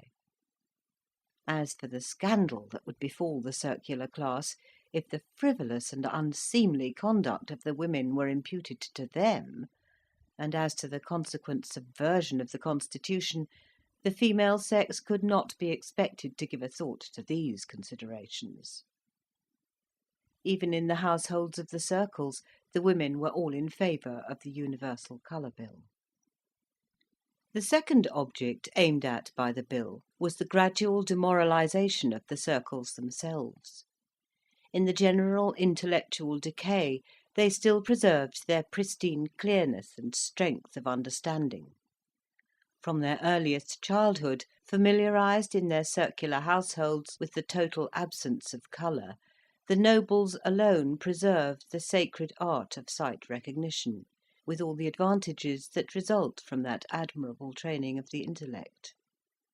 Hence, up to the date of the introduction of the universal colour bill, the circles had not only held their own, but even increased their lead of other classes by abstinence from the popular fashion. Now, therefore, the artful irregular, whom I described above as the real author of this diabolical bill, determined at one blow to lower the status of the hierarchy, by forcing them to submit to the pollution of colour, and at the same time to destroy their domestic opportunities of training in the art of sight recognition, so as to enfeeble their intellects by depriving them of their pure and colourless homes. Once subjected to the chromatic taint, every parental and every childish circle would demoralise each other. Only in discerning between the father and the mother would the circular infant find problems for the exercise of its understanding, problems too often likely to be corrupted by maternal impostures, with the result of shaking the child's faith in all logical conclusions. Thus, by degrees, the intellectual lustre of the priestly order would wane, and the road would then lie open for a total destruction of all aristocratic legislature and for the subversion of our privileged classes. Section 10. Of the suppression of the chromatic sedition. The agitation for the universal colour bill continued for 3 years, and up to the last moment of that period it seemed as though anarchy were destined to triumph. A whole army of polygons, who turned out to fight as private soldiers, was utterly annihilated by a superior force of isosceles triangles, the squares and pentagons meanwhile remaining neutral. Worse than all, some of the ablest circles fell a prey to conjugal fury. Infuriated by political animosity, the wives in many a noble household wearied their lords with prayers to give up their opposition to the colour bill, and some, finding their entreaties fruitless, fell on and slaughtered their innocent children and husbands, perishing themselves in the act of carnage. It is recorded that during that triennial agitation no less than 23 circles perished in domestic discord. Great indeed was the peril. It seemed as though the priests had no choice between submission and extermination, when suddenly the course of events was completely changed by one of those picturesque incidents which statesmen ought never to neglect, often to anticipate, and sometimes perhaps to originate, because of the absurdly disproportionate power with which they appeal to the sympathies of the populace. It happened that an isosceles of a low type, with a brain little if at all above 4 degrees, accidentally dabbling in the colours of some tradesman whose shop he had plundered, painted himself, or caused himself to be painted, for the story varies, with the 12 colours of a dodecahedron. Going into the market-place, he accosted in a feigned voice a maiden, the orphan daughter of a noble polygon, whose affection in former days he had sought in vain, and by a series of deceptions, aided on the one side by a string of lucky accidents too long to relate, and on the other by an almost inconceivable fatuity and neglect of ordinary precautions on the part of the relations of the bride, he succeeded in consummating the marriage. The unhappy girl committed suicide on discovering the fraud to which she had been subjected. When the news of this catastrophe spread from state to state, the minds of the women were violently agitated. Sympathy with the miserable victim, and anticipations of similar deceptions for themselves, their sisters, and their daughters, made them now regard the colour bill in an entirely new aspect. Not a few openly avowed themselves converted to antagonism. The rest needed only a slight stimulus to make a similar avowal. Seizing this favourable opportunity, the circles hastily convened an extraordinary assembly of the States, and besides the usual guard of convicts, they secured the attendance of a large number of reactionary women.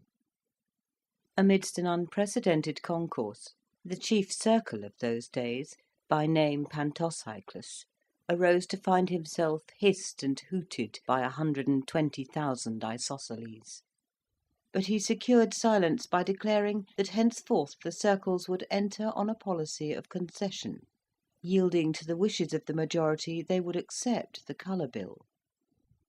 The uproar being at once converted to applause, he invited Chromatistes, the leader of the sedition, into the centre of the hall, to receive, in the name of his followers, the submission of the hierarchy.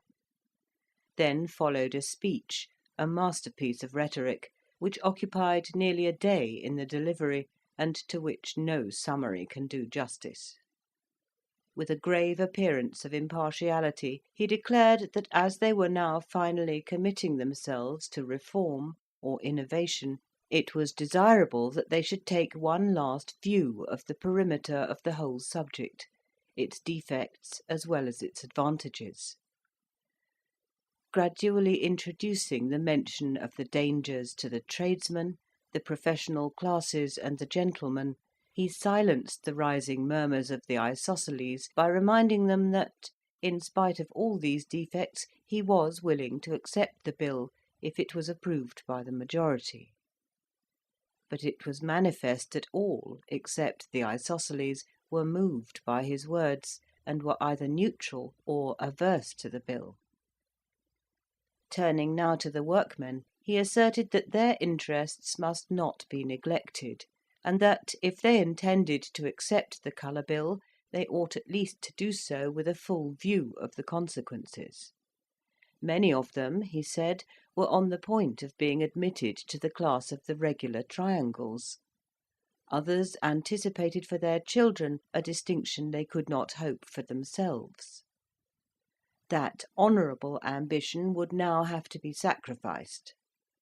With the universal adoption of colour, all distinctions would cease.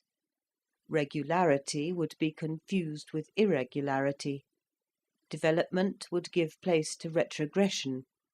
The workman would, in a few generations, be degraded to the level of the military or even the convict class. Political power would be in the hands of the greatest number, that is to say, the criminal classes, who were already more numerous than the workmen, and would soon outnumber all the other classes put together, when the usual compensative laws of nature were violated. A subdued murmur of assent ran through the ranks of the artisans, and Chromatistes, in alarm, attempted to step forward and address them. But he found himself encompassed with guards, and forced to remain silent, while the chief circle, in a few impassioned words, made a final appeal to the women, exclaiming that, if the colour bill passed, no marriage would henceforth be safe, no woman's honour secure. Fraud, deception, hypocrisy would pervade every household.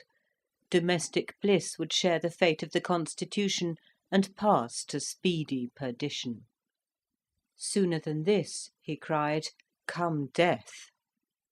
At these words, which were the preconcerted signal for action, the isosceles convicts fell on and transfixed the wretched chromatistes. The regular classes, opening their ranks, made way for a band of women who, under direction of the circles, moved back foremost, invisibly and unerringly, upon the unconscious soldiers. The artisans, imitating the example of their betters, also opened their ranks. Meantime, bands of convicts occupied every entrance with an impenetrable phalanx. The battle, or rather carnage, was of short duration. Under the skilful generalship of the circles, almost every woman's charge was fatal, and very many extracted their sting uninjured, ready for a second slaughter. But no second blow was needed. The rabble of the isosceles did the rest of the business for themselves. Surprised, leaderless, attacked in front by invisible foes, and finding egress cut off by the convicts behind them, they at once, after their manner, lost all presence of mind, and raised the cry of treachery. This sealed their fate. Every isosceles now saw and felt a foe in every other. In half an hour, not one of that vast multitude was living, and the fragments of 700,000 of the criminal class, slain by one another's angles, attested the triumph of order. The circles delayed not to push their victory to the uttermost. The working men they spared but decimated. The militia of the equilaterals was at once called out, and every triangle suspected of irregularity on reasonable grounds was destroyed by court-martial, without the formality of exact measurement by the social board. The homes of the military and artisan classes were inspected in a course of visitations extending through upwards of a year.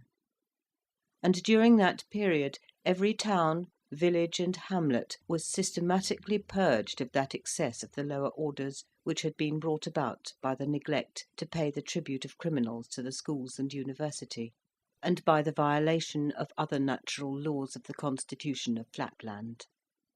Thus the balance of classes was again restored. Needless to say that henceforth the use of colour was abolished and its possession prohibited. Even the utterance of any word denoting colour, except by the circles or by qualified scientific teachers, was punished by a severe penalty. Only at our university, in some of the very highest and most esoteric classes, which I myself have never been privileged to attend, it is understood that the sparing use of colour is still sanctioned, for the purpose of illustrating some of the deeper problems of mathematics. But of this I can only speak from hearsay. Elsewhere in Flatland colour is now non-existent.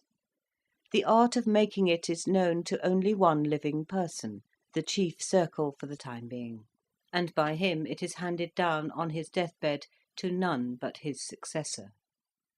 One manufactory alone produces it, and, lest the secret should be betrayed, the workmen are annually consumed and fresh ones introduced. So great is the terror with which even now our aristocracy looks back to the far distant days of the agitation for the Universal Colour Bill. Section 11. Concerning our priests.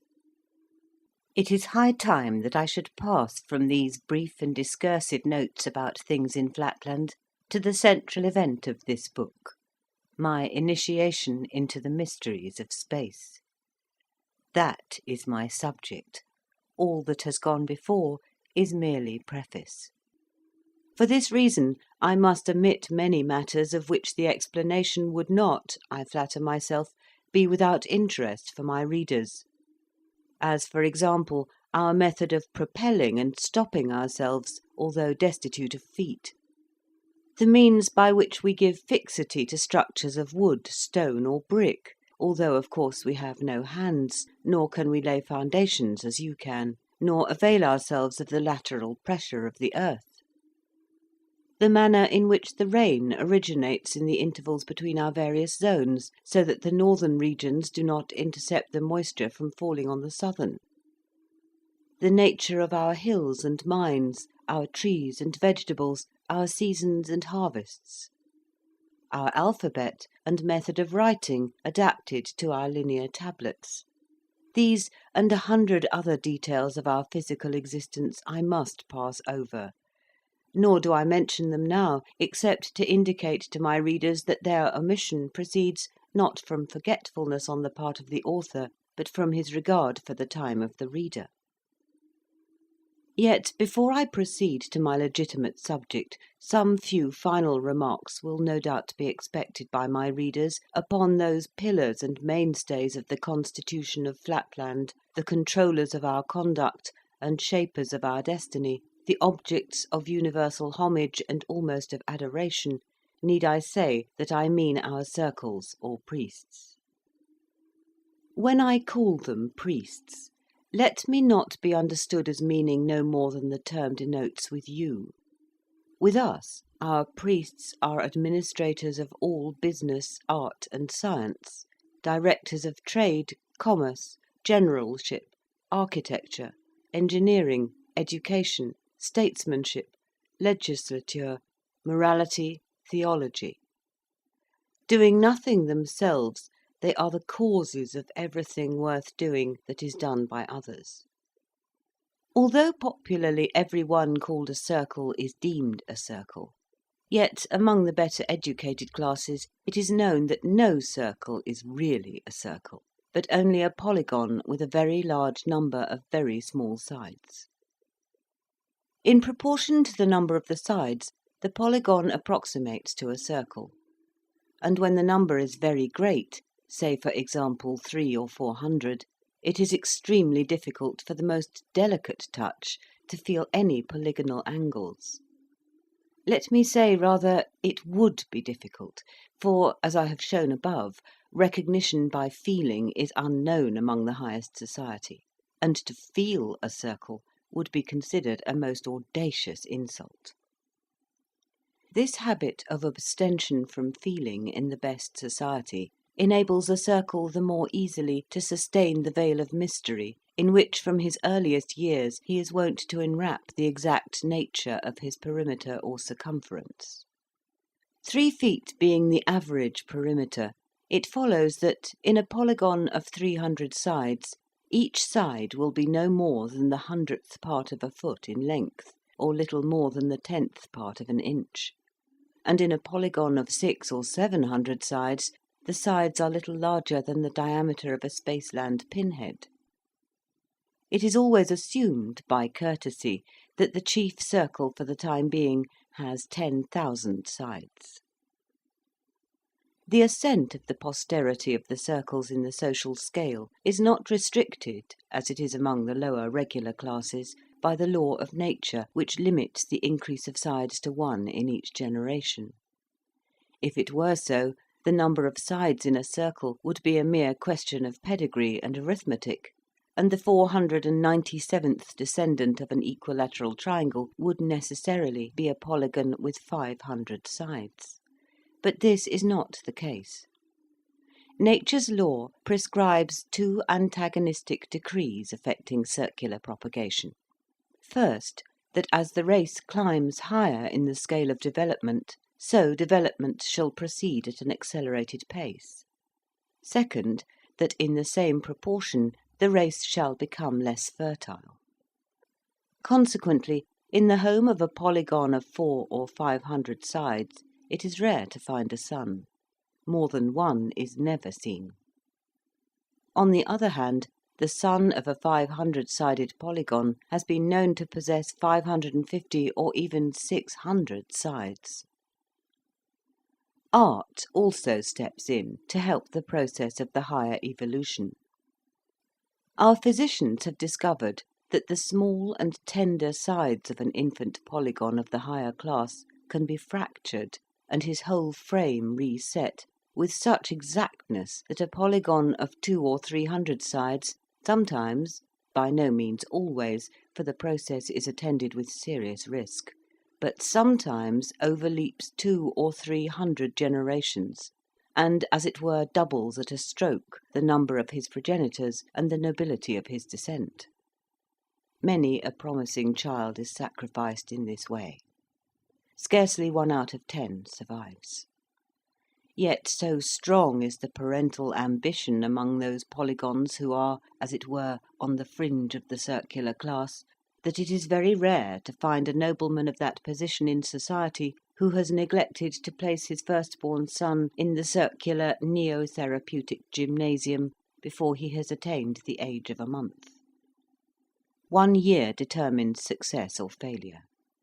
At the end of that time the child has, in all probability, added 1 more to the tombstones that crowd the neo-therapeutic cemetery.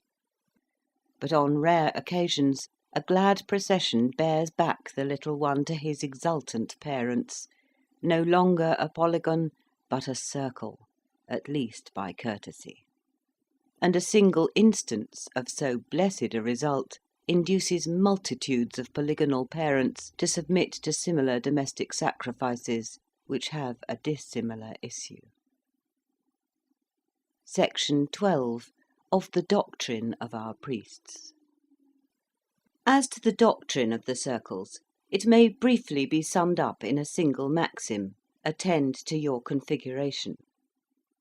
Whether political, ecclesiastical, or moral, all their teaching has for its object the improvement of individual and collective configuration, with special reference, of course, to the configuration of the circles, to which all other objects are subordinated.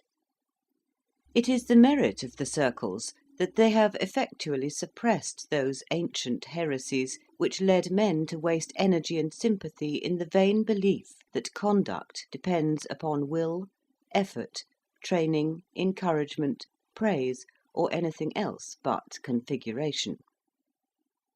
It was Pantocyclus, the illustrious circle mentioned above as the queller of the colour revolt, who first convinced mankind that configuration makes the man. That if, for example, you are born an isosceles with 2 uneven sides, you will assuredly go wrong unless you have them made even, for which purpose you must go to the isosceles hospital. Similarly, if you are a triangle or square, or even a polygon, born with any irregularity, you must be taken to one of the regular hospitals to have your disease cured.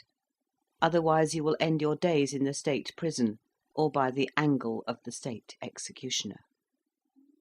All faults or defects, from the slightest misconduct to the most flagitious crime, Pantocyclus attributed to some deviation from perfect regularity in the bodily figure, caused perhaps, if not congenital, by some collision in a crowd, by neglect to take exercise, or by taking too much of it, or even by a sudden change of temperature resulting in a shrinkage or expansion in some too susceptible part of the frame. Therefore, concluded that illustrious philosopher, neither good conduct nor bad conduct is a fit subject in any sober estimation for either praise or blame. For why should you praise, for example, the integrity of a square who faithfully defends the interests of his client, when you ought, in reality, rather to admire the exact precision of his rectangles?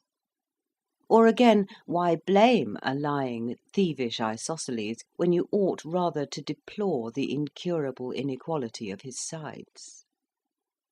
Theoretically, this doctrine is unquestionable, but it has practical drawbacks.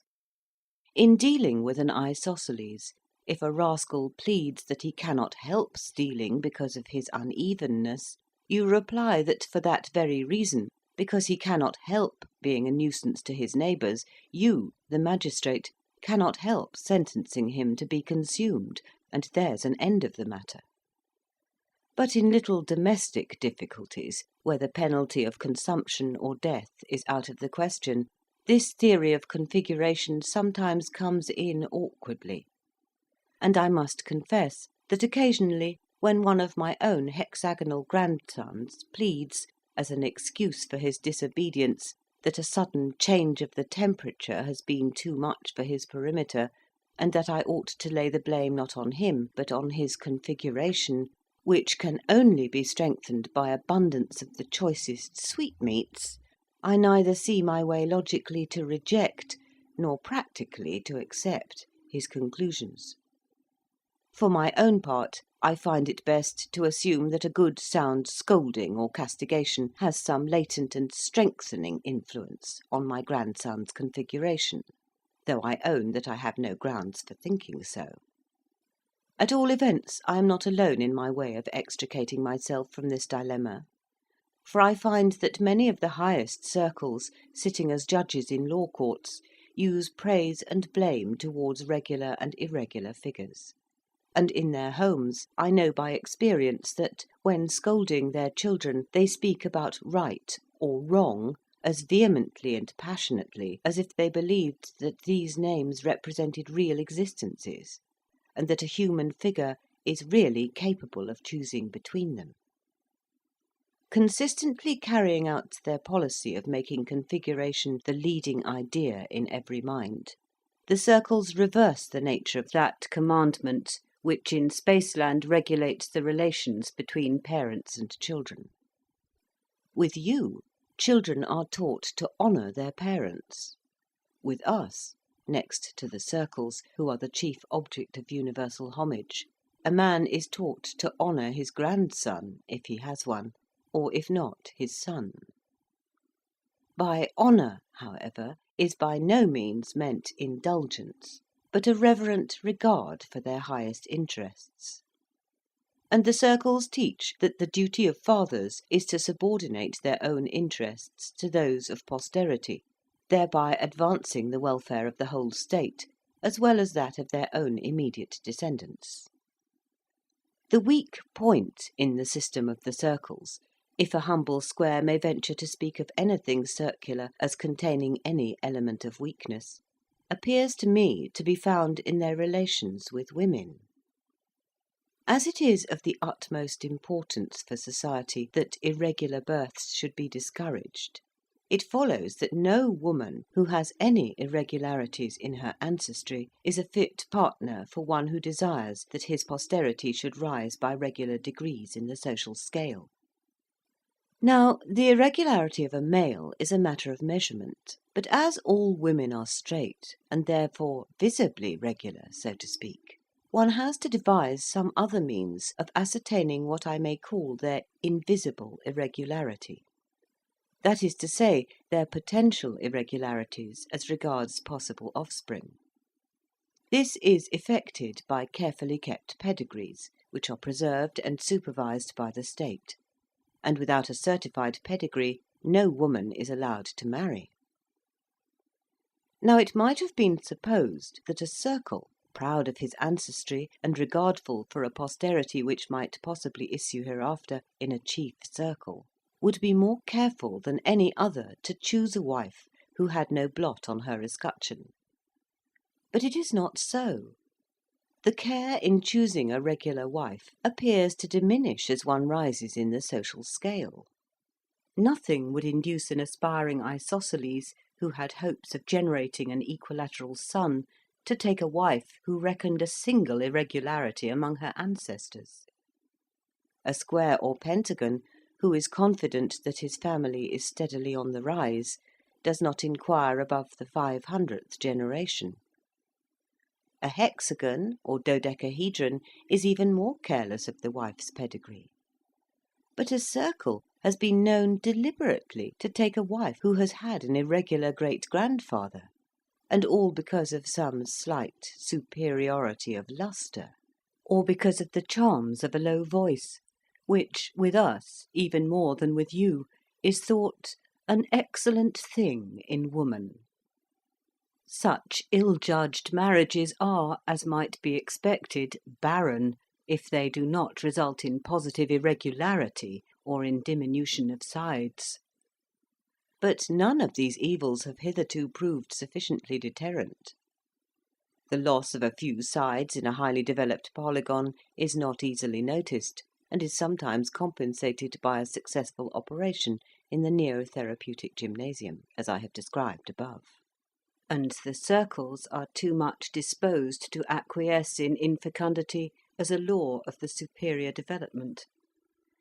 Yet, if this evil be not arrested, the gradual diminution of the circular class may soon become more rapid, and the time may not be far distant when, the race being no longer able to produce a chief circle, the constitution of Flatland must fall. One other word of warning suggests itself to me, though I cannot so easily mention a remedy, and this also refers to our relations with women. About 300 years ago, it was decreed by the chief circle that, since women are deficient in reason but abundant in emotion, they ought no longer to be treated as rational, nor receive any mental education. The consequence was that they were no longer taught to read, nor even to master arithmetic enough to enable them to count the angles of their husband or children, and hence they sensibly declined during each generation in intellectual power. And this system of female non-education, or quietism, still prevails. My fear is that, with the best intentions, this policy has been carried so far as to react injuriously on the male sex. For the consequence is that, as things now are, we males have to lead a kind of bilingual, and I may almost say bi-mental existence. With the women we speak of love, duty, right, wrong, pity, hope, and other irrational and emotional conceptions which have no existence, and the fiction of which has no object except to control feminine exuberances. But among ourselves and in our books we have an entirely different vocabulary, and I may almost say idiom. Love then becomes the anticipation of benefits, duty becomes necessity or fitness, and other words are correspondingly transmuted. Moreover, among women we use language implying the utmost deference for their sex, and they fully believe that the chief circle himself is not more devoutly adored by us than they are.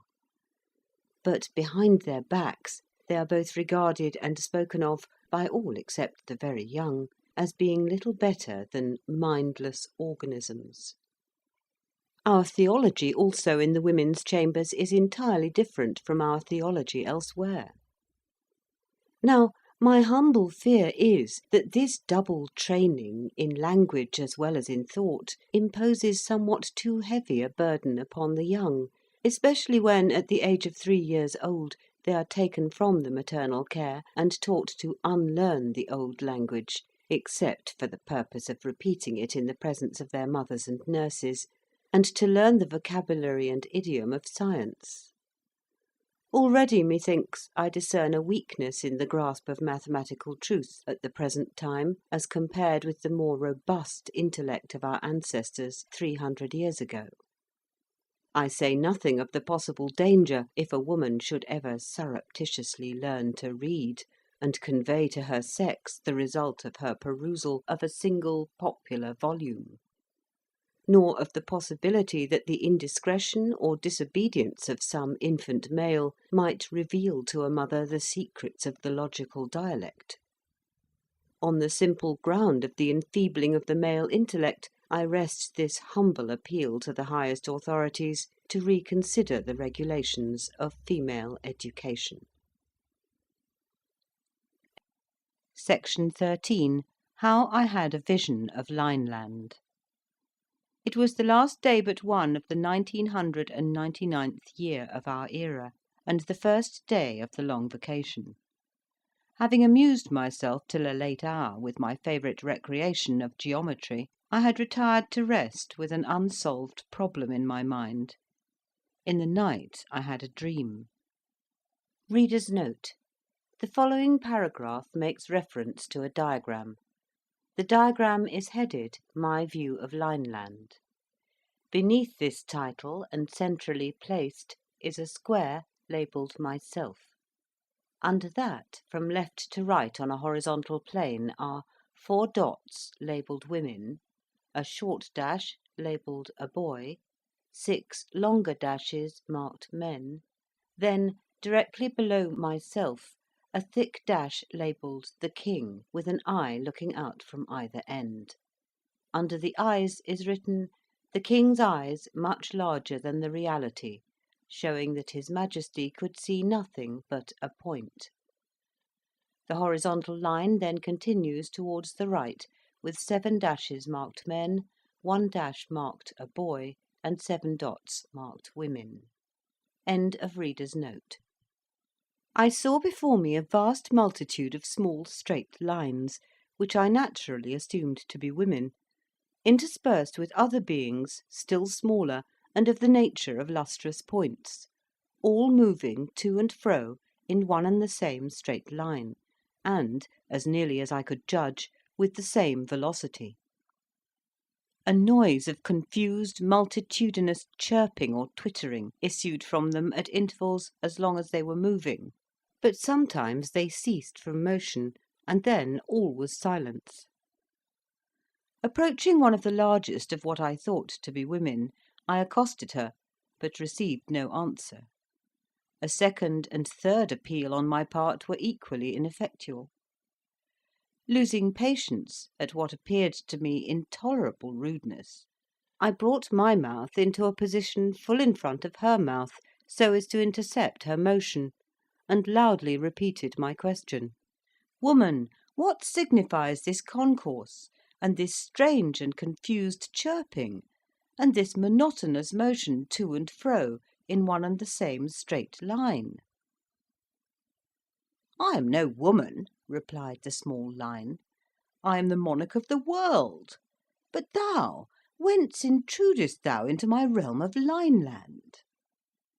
Receiving this abrupt reply, I begged pardon if I had in any way startled or molested his Royal Highness, and, describing myself as a stranger, I besought the king to give me some account of his dominions. But I had the greatest possible difficulty in obtaining any information on points that really interested me; for the monarch could not refrain from constantly assuming that whatever was familiar to him must also be known to me, and that I was simulating ignorance in jest. However, by persevering questions, I elicited the following facts.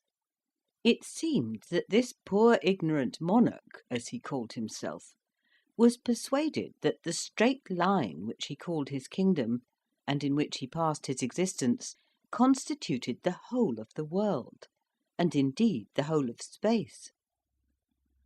Not being able either to move or to see, save in his straight line, he had no conception of anything out of it. Though he had heard my voice when I first addressed him, the sounds had come to him in a manner so contrary to his experience that he had made no answer, seeing no man, as he expressed it, and hearing a voice, as it were, from my own intestines. Until the moment when I placed my mouth in his world, he had neither seen me nor heard anything except confused sounds beating against what I called his side, but what he called his inside or stomach. Nor had he, even now, the least conception of the region from which I had come. Outside his world, or line, all was a blank to him; nay, not even a blank, for a blank implies space; say, rather, all was non-existent. His subjects, of whom the small lines were men, and the points women, were all alike confined in motion and eyesight to that single straight line, which was their world. It need scarcely be added that the whole of their horizon was limited to a point. Nor could any one ever see anything but a point. Man, woman, child, thing, each was a point to the eye of a Linelander. Only by the sound of the voice could sex or age be distinguished. Moreover, As each individual occupied the whole of the narrow path, so to speak, which constituted his universe, and no one could move to the right or left to make way for passers-by, it followed that no Linelander could ever pass another. Once neighbours, always neighbours. Neighbourhood with them was like marriage with us.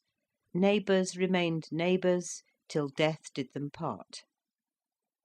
Such a life, with all vision limited to a point, and all motion to a straight line, seemed to me inexpressibly dreary, and I was surprised to note the vivacity and cheerfulness of the king. Wondering whether it was possible, amid circumstances so unfavourable to domestic relations, to enjoy the pleasures of conjugal union, I hesitated for some time to question his Royal Highness on so delicate a subject. But at last I plunged into it by abruptly inquiring as to the health of his family. "My wives and children," he replied, "are well and happy."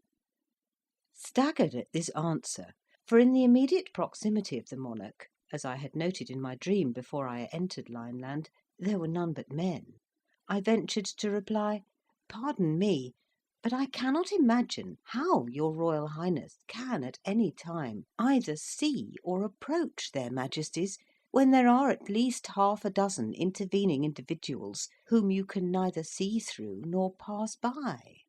Is it possible that in Lineland proximity is not necessary for marriage and for the generation of children?"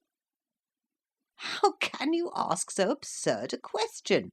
replied the monarch. "If it were indeed as you suggest, the universe would soon be depopulated. No, no, neighbourhood is needless for the union of hearts, and the birth of children is too important a matter to have been allowed to depend on such an accident as proximity. You cannot be ignorant of this. Yet, since you are pleased to affect ignorance, I will instruct you as if you were the veriest baby in Lineland. Know, then, that marriages are consummated by means of the faculty of sound and the sense of hearing. You are, of course, aware that every man has two mouths or voices, as well as two eyes, a bass at one and a tenor at the other of his extremities. I should not mention this, but that I have been unable to distinguish your tenor in the course of our conversation." I replied that I had but one voice, and that I had not been aware that his Royal Highness had two. "That confirms my impression," said the king, "that you are not a man, but a feminine monstrosity with a bass voice and an utterly uneducated ear. But to continue.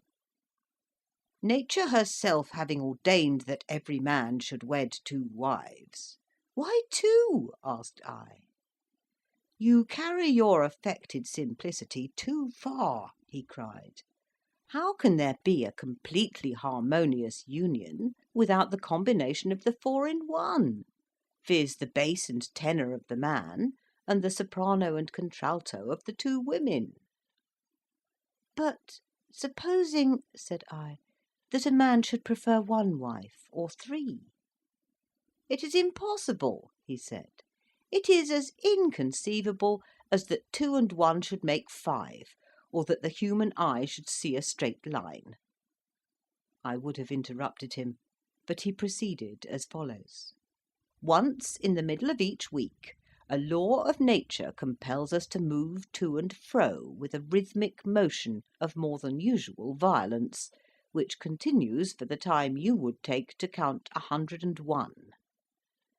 In the midst of this choral dance, at the 51st pulsation, the inhabitants of the universe pause in full career, and each individual sends forth his richest, fullest, sweetest strain.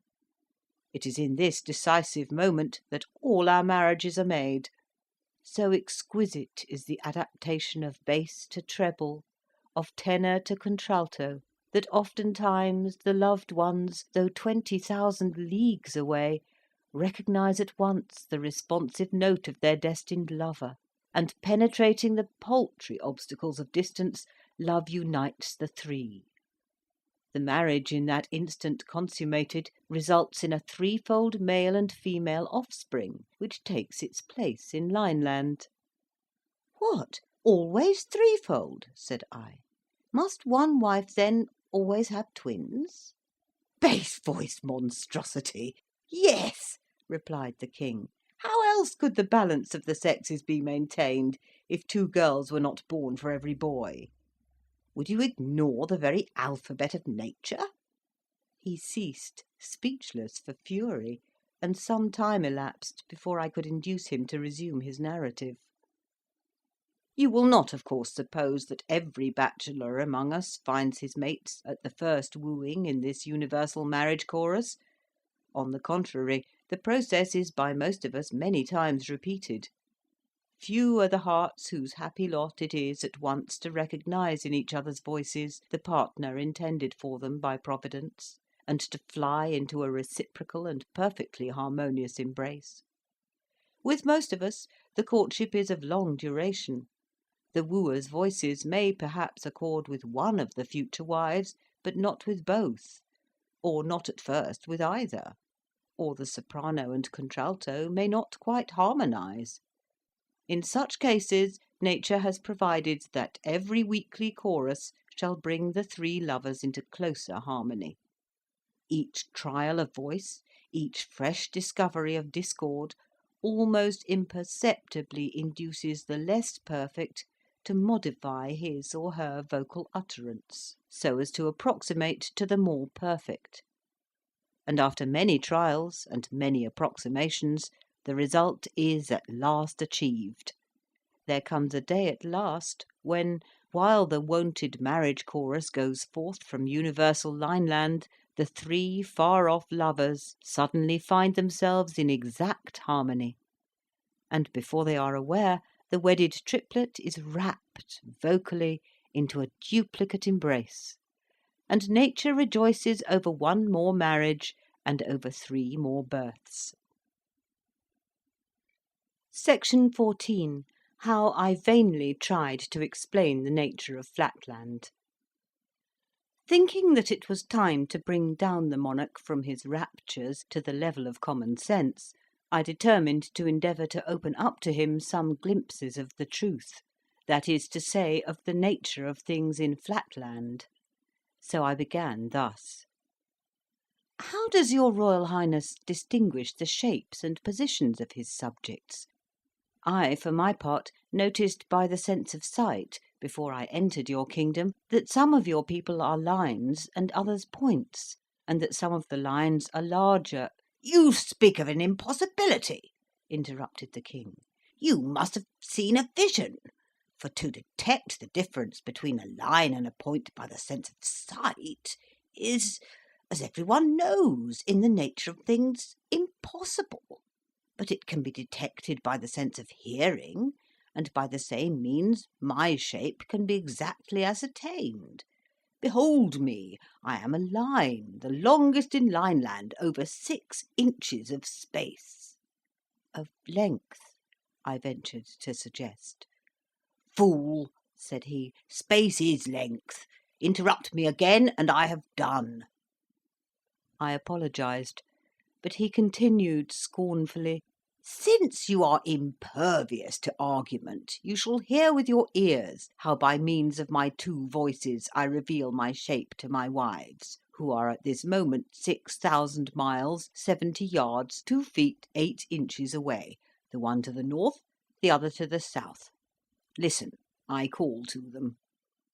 He chirruped, and then complacently continued: "My wives at this moment receiving the sound of one of my voices, closely followed by the other, and perceiving that the latter reaches them after an interval in which sound can traverse 6.457 inches, infer that one of my mouths is 6.457 inches further from them than the other, and accordingly know my shape to be 6.457 inches.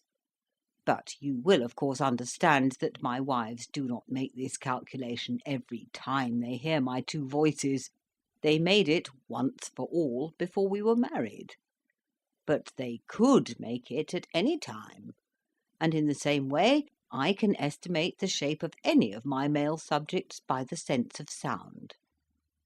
"But how," said I, "if a man feigns a woman's voice with one of his two voices, or so disguises his southern voice that it cannot be recognised as the echo of the northern? May not such deceptions cause great inconvenience? And have you no means of checking frauds of this kind by commanding your neighbouring subjects to feel one another?" This, of course, was a very stupid question, for feeling could not have answered the purpose, but I asked with the view of irritating the monarch, and I succeeded perfectly. "What!" cried he in horror. "Explain your meaning." "Feel, touch, come into contact," I replied. "If you mean by feeling," said the king, "approaching so close as to leave no space between two individuals, know, stranger, that this offence is punishable in my dominions by death, and the reason is obvious. The frail form of a woman, being liable to be shattered by such an approximation, must be preserved by the state.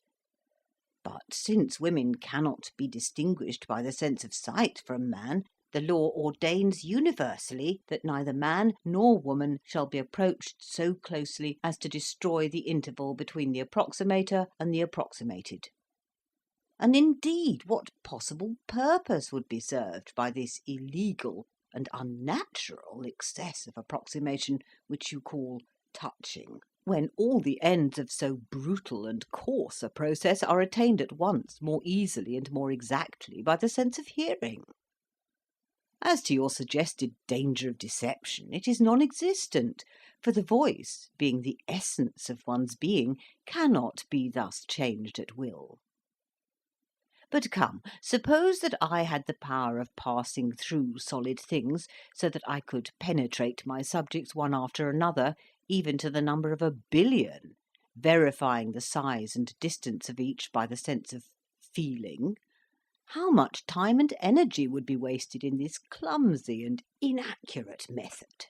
Whereas now, in one moment of audition, I take, as it were, the census and statistics, local, corporal, mental, and spiritual, of every living being in Lineland. Hark! Only hark!" So saying, he paused and listened, as if in an ecstasy, to a sound which seemed to me no better than a tiny chirping from an innumerable multitude of Lilliputian grasshoppers. "Truly," replied I, "your sense of hearing serves you in good stead, and fills up many of your deficiencies. But permit me to point out that your life in Lineland must be deplorably dull. To see nothing but a point! Not even to be able to contemplate a straight line, nay, not even to know what a straight line is. To see, yet to be cut off from those linear prospects which are vouchsafed to us in Flatland. Better surely to have no sense of sight at all than to see so little. I grant you I have not your discriminative faculty of hearing, for the concert of all Lineland which gives you such intense pleasure is to me no better than a multitudinous twittering or chirping. But at least I can discern by sight a line from a point. And let me prove it. Just before I came into your kingdom, I saw you dancing from left to right, and then from right to left, with 7 men and a woman in your immediate proximity on the left, and 8 men and 2 women on your right. Is not this correct?"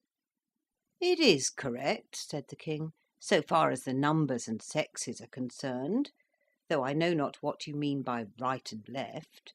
But I deny that you saw these things, for how could you see the line, that is to say, the inside, of any man? But you must have heard these things, and then dreamed that you saw them. And let me ask what you mean by those words left and right. I suppose it is your way of saying northward and southward." "Not so," replied I. "Besides your motion of northward and southward, there is another motion which I call from right to left." King. Exhibit to me, if you please, this motion from left to right. I. Nay, that I cannot do, unless you could step out of your line altogether. King. Out of my line? Do you mean out of the world? Out of space? I. Well, yes, out of your world, out of your space. For your space is not the true space. True space is a plane, but your space is only a line. King. If you cannot indicate this motion from left to right by yourself moving in it, then I beg you to describe it to me in words. I. If you cannot tell your right side from my left, I fear that no words of mine can make my meaning clear to you. But surely you cannot be ignorant of so simple a distinction. King. I do not in the least understand you. I. Alas, how shall I make it clear? When you move straight on, does it not sometimes occur to you that you could move in some other way, turning your eye round so as to look in the direction to which your side is now fronting? In other words, instead of always moving in the direction of one of your extremities, do you never feel a desire to move in the direction, so to speak, of your side? King. Never! And what do you mean? How can a man's inside front in any direction? Or how can a man move in the direction of his inside? I. Well then, since words cannot explain the matter, I will try deeds, and will move gradually out of Lineland in the direction which I desire to indicate to you. Reader's note. The following paragraph makes reference to a diagram. The diagram shows a horizontal line. At the left is marked Lineland, with an arrow pointing rightward. At the right, on the line, is a broad dash labelled the King. In the centre, on the line, is a horizontally shaded square, over which is written, "My body just before I disappeared." End of reader's note. At the word, I began to move my body out of Lineland. As long as any part of me remained in his dominion and in his view, the King kept exclaiming, "I see you! I see you still! You are not moving!" But when I had at last moved myself out of his line, he cried in his shrillest voice, "She is vanished! She is dead!" "I am not dead," replied I am simply out of Lineland. That is to say, out of the straight line which you call space, and in the true space where I can see things as they are. And at this moment I can see your line, or side, or inside, as you are pleased to call it, and I can also see the men and women on the north and south of you, whom I will now enumerate, describing their order, their size, and the interval between each. When I had done this at great length, I cried triumphantly, "Does this at last convince you?" And with that I once more entered Lineland, taking up the same position as before. But the monarch replied, "If you were a man of sense, though, as you appear to have only one voice, I have little doubt you are not a man but a woman, but if you had a particle of sense, you would listen to reason. You ask me to believe that there is another line besides that which my senses indicate, and another motion besides that of which I am daily conscious. I, in return, ask you to describe in words, or indicate by motion, that other line of which you speak. Instead of moving, you merely exercise some magic art of vanishing and returning to sight. And instead of any lucid description of your new world, you simply tell me the numbers and sizes of some 40 of my retinue, facts known to any child in my capital. Can anything be more irrational or audacious? Acknowledge your folly, or depart from my dominions." Furious at his perversity, and especially indignant that he professed to be ignorant of my sex, I retorted in no measured terms, "Besotted being! You think yourself the perfection of existence, while you are in reality the most imperfect and imbecile." You profess to see, whereas you can see nothing but a point. You plume yourself on inferring the existence of a straight line, but I can see straight lines and infer the existence of angles, triangles, squares, pentagons, hexagons, and even circles. Why waste more words? Suffice it that I am the completion of your incomplete self. You are a line, but I am a line of lines, called in my country a square. And even I, infinitely superior though I am to you, am of little account among the great nobles of Flatland, whence I have come to visit you, in the hope of enlightening your ignorance. Hearing these words, the king advanced towards me with a menacing cry, as if to pierce me through the diagonal, and in that same moment there arose from myriads of his subjects a multitudinous war cry, increasing in vehemence, till at last methought it rivalled the roar of an army of 100,000 isosceles and the artillery of 1,000 pentagons. Spellbound and motionless, I could neither speak nor move to avert the impending destruction, and still the noise grew louder and the king came closer, when I awoke to find the breakfast bell recalling me to the realities of Flatland. Section 15. Concerning a stranger from Spaceland. From dreams I proceed to facts. It was the last day of the 1999th year of our era. The pattering of the rain had long ago announced nightfall, and I was sitting in the company of my wife, musing on the events of the past and the prospects of the coming year, the coming century, the coming millennium. Footnote. When I say sitting, of course I do not mean any change of attitude such as you in Spaceland signify by that word, for as we have no feet, we can no more sit nor stand, in your sense of the word, than one of your soles or flounders. Nevertheless, we perfectly well recognise the different mental states of volition implied in lying, sitting, and standing, which are to some extent indicated to a beholder by a slight increase of lustre corresponding to the increase of volition. But on this and 1,000 other kindred subjects time forbids me to dwell.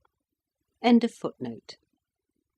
My 4 sons and 2 orphan grandchildren had retired to their several apartments, and my wife alone remained with me to see the old millennium out and the new one in. I was wrapped in thought, pondering in my mind some words that had casually issued from the mouth of my youngest grandson, a most promising young hexagon of unusual brilliancy and perfect angularity. His uncles and I had been giving him his usual practical lesson in sight recognition, turning ourselves upon our centres, now rapidly, now more slowly, and questioning him as to our positions; and his answers had been so satisfactory that I had been induced to reward him by giving him a few hints on arithmetic as applied to geometry. Taking 9 squares, each an inch every way, I had put them together so as to make one large square with a side of 3 inches; and I had hence proved to my little grandson that, though it was impossible for us to see the inside of the square, yet we might ascertain the number of square inches in a square by simply squaring the number of inches in the side. And thus, said I, we know that 3 squared, or 9, represents the number of square inches in a square whose side is 3 inches long. The little hexagon meditated on this a while, and then said to me, "But you have been teaching me to raise numbers to the 3rd power. I suppose 3 cubed must mean something in geometry. What does it mean?" "Nothing at all," replied I, "not at least in geometry, for geometry has only 2 dimensions." And then I began to show the boy how a point, by moving through a length of 3 inches, makes a line of 3 inches, which may be represented by 3, and how a line of 3 inches, moving parallel to itself through a length of 3 inches, makes a square of 3 inches every way, which may be represented by 3 squared.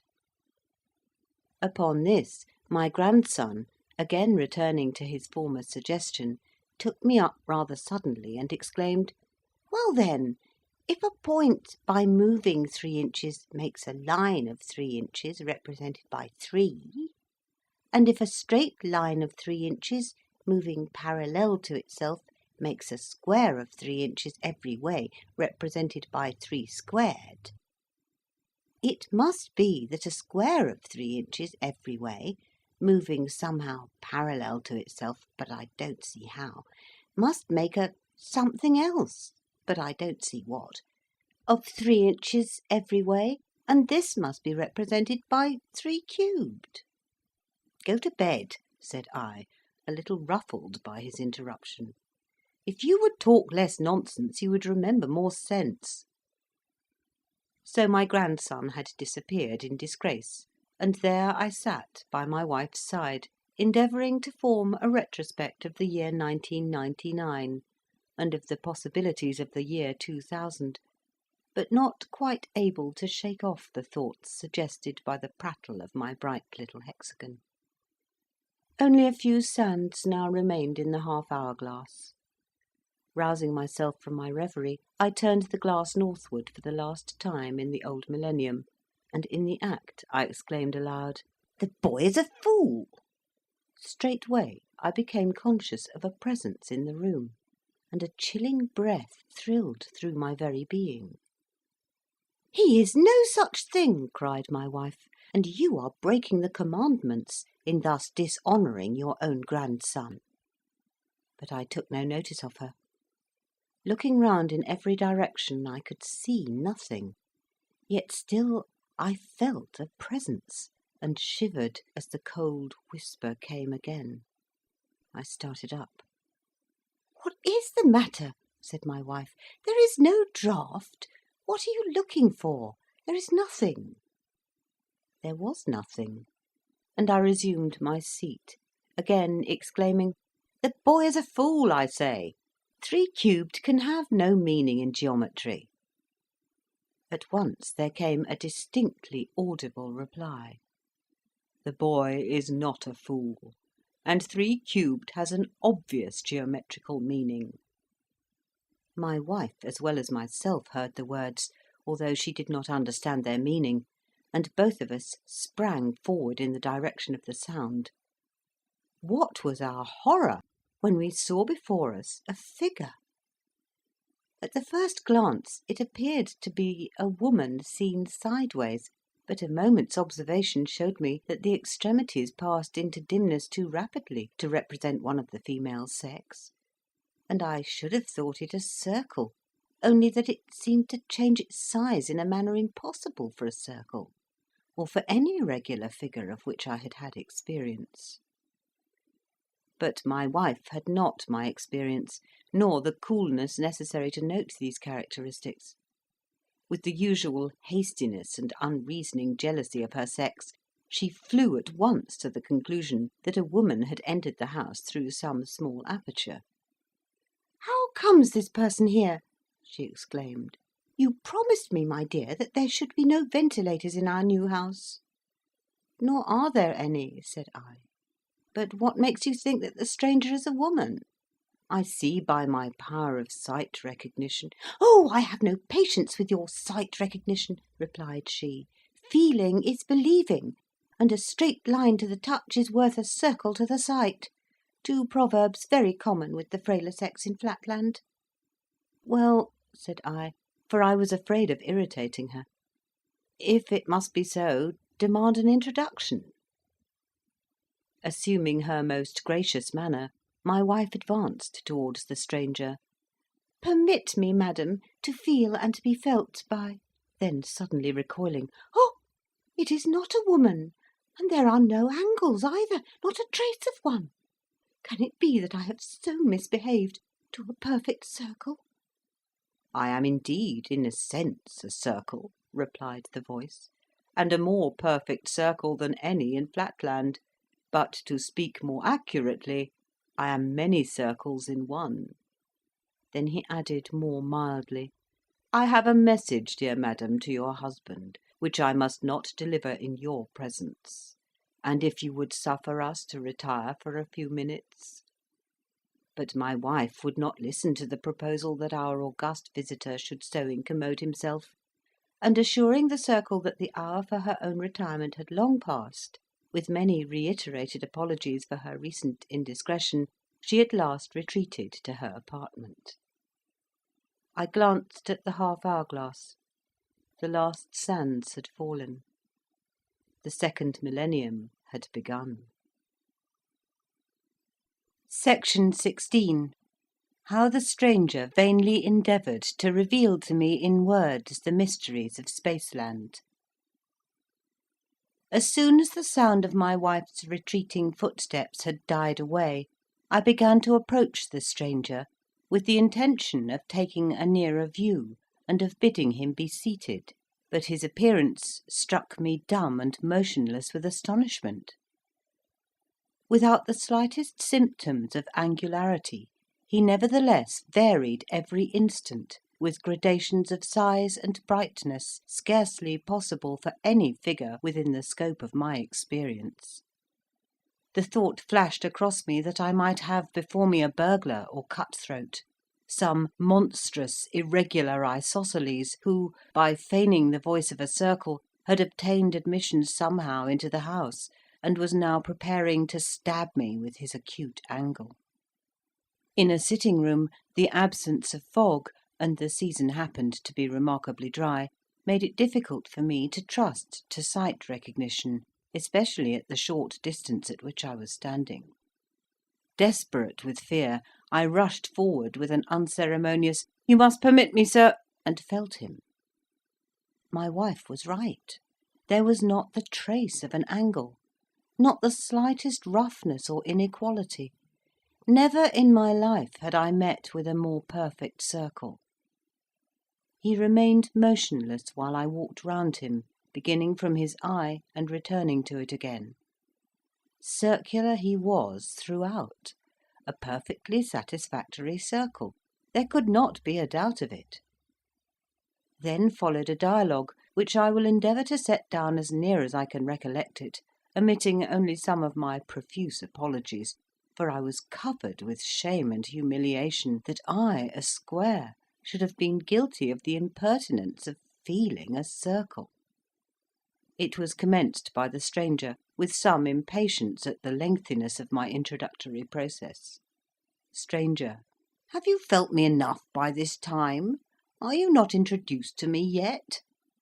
I: Most illustrious sir, excuse my awkwardness, which arises not from ignorance of the usages of polite society, but from a little surprise and nervousness consequent on this somewhat unexpected visit, and I beseech you to reveal my indiscretion to no one, and especially not to my wife.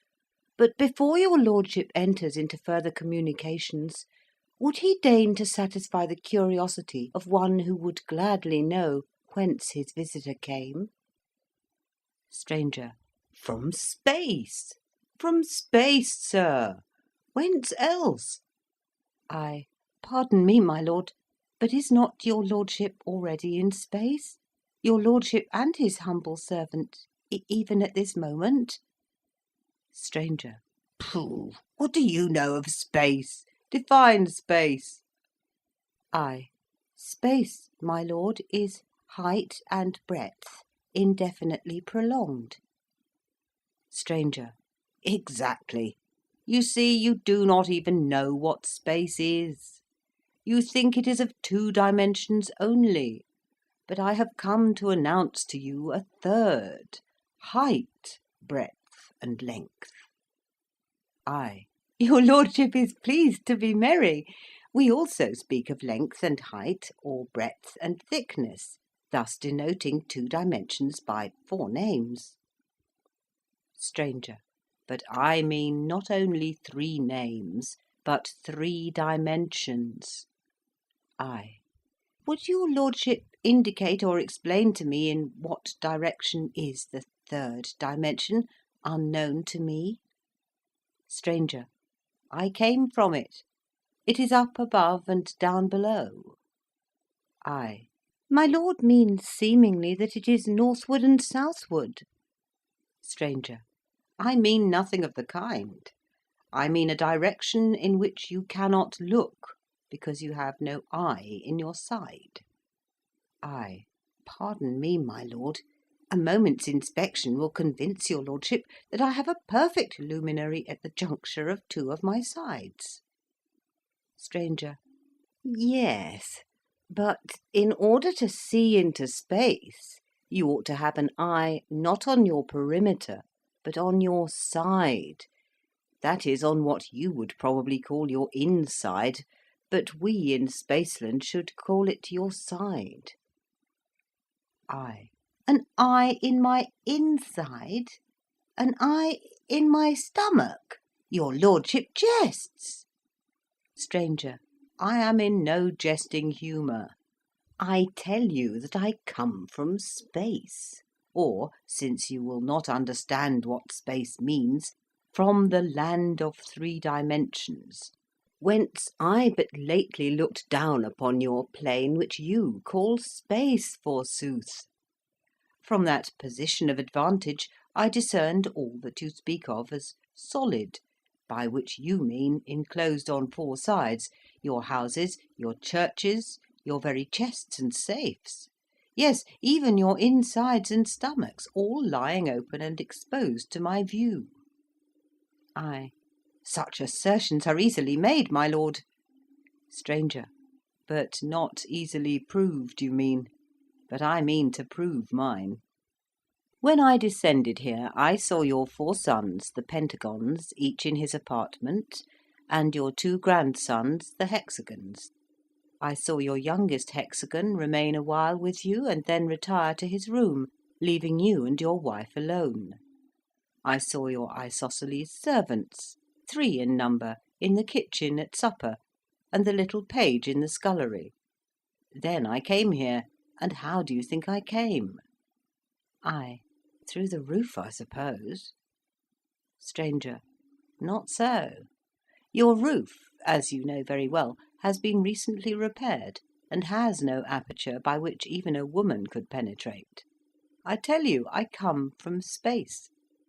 Are you not convinced by what I have told you of your children and household? I. Your lordship must be aware that such facts touching the belongings of his humble servant might be easily ascertained by any one in the neighbourhood possessing your lordship's ample means of obtaining information. Stranger. How shall I convince him? Surely a plain statement of facts, followed by ocular demonstration, ought to suffice. Now, sir, listen to me. You are living on a plain. What you style Flatland is the vast level surface of what I may call a fluid, on or in the top of which you and your countrymen move about, without rising above it or falling below it. I am not a plane figure, but a solid. You call me a circle, but in reality I am not a circle, but an infinite number of circles, of size varying from a point to a circle of 13 inches in diameter, one placed on the top of the other. When I cut through your plane, as I am now doing, I make in your plane a section which you, very rightly, call a circle. For even a sphere, which is my proper name in my own country, if he manifest himself at all to an inhabitant of Flatland, must needs manifest himself as a circle. Do you not remember? For I, who see all things, discerned last night the phantasmal vision of Lineland written upon your brain.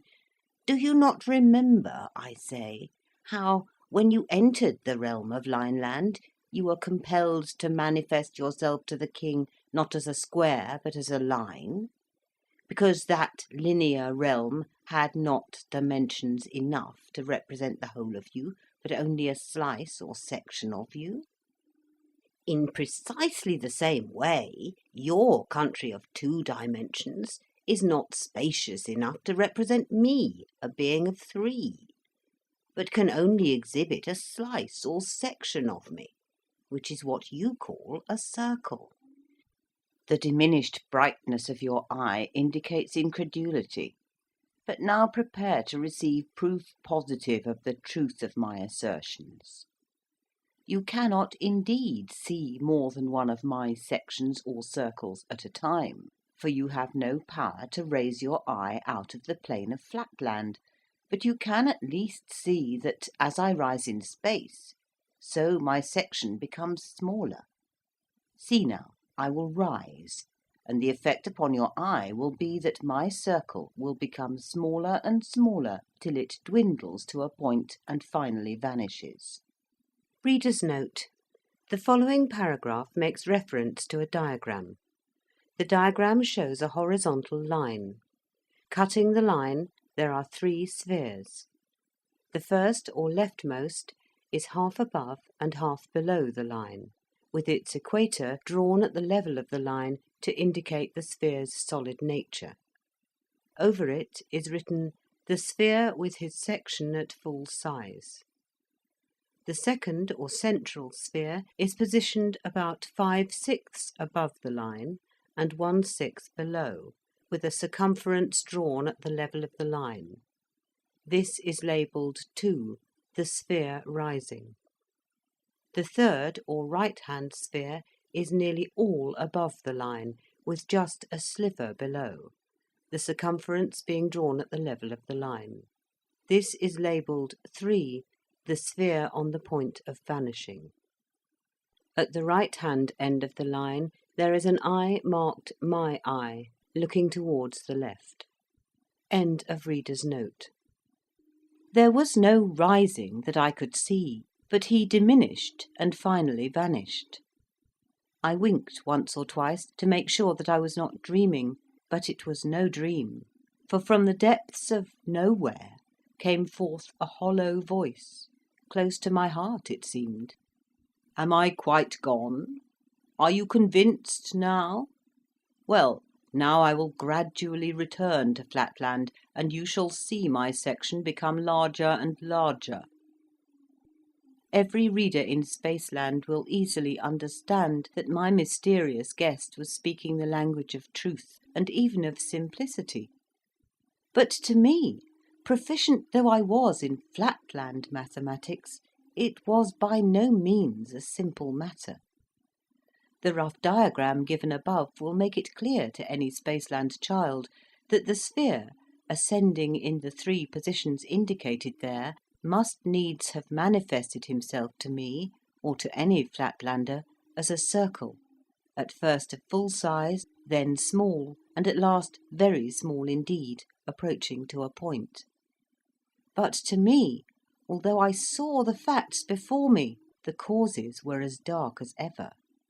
All that I could comprehend was, that the circle had made himself smaller and vanished, and that he had now reappeared and was rapidly making himself larger. When he had regained his original size, he heaved a deep sigh, for he perceived by my silence that I had altogether failed to comprehend him. And indeed I was now inclining to the belief that he must be no circle at all, but some extremely clever juggler, or else that the old wives' tales were true, and that after all there were such people as enchanters and magicians. After a long pause he muttered to himself, "One resource alone remains if I am not to resort to action. I must try the method of analogy." Then followed a still longer silence, after which he continued our dialogue. Sphere. Tell me, Mr. Mathematician, if a point moves northward and leaves a luminous wake, what name would you give to the wake?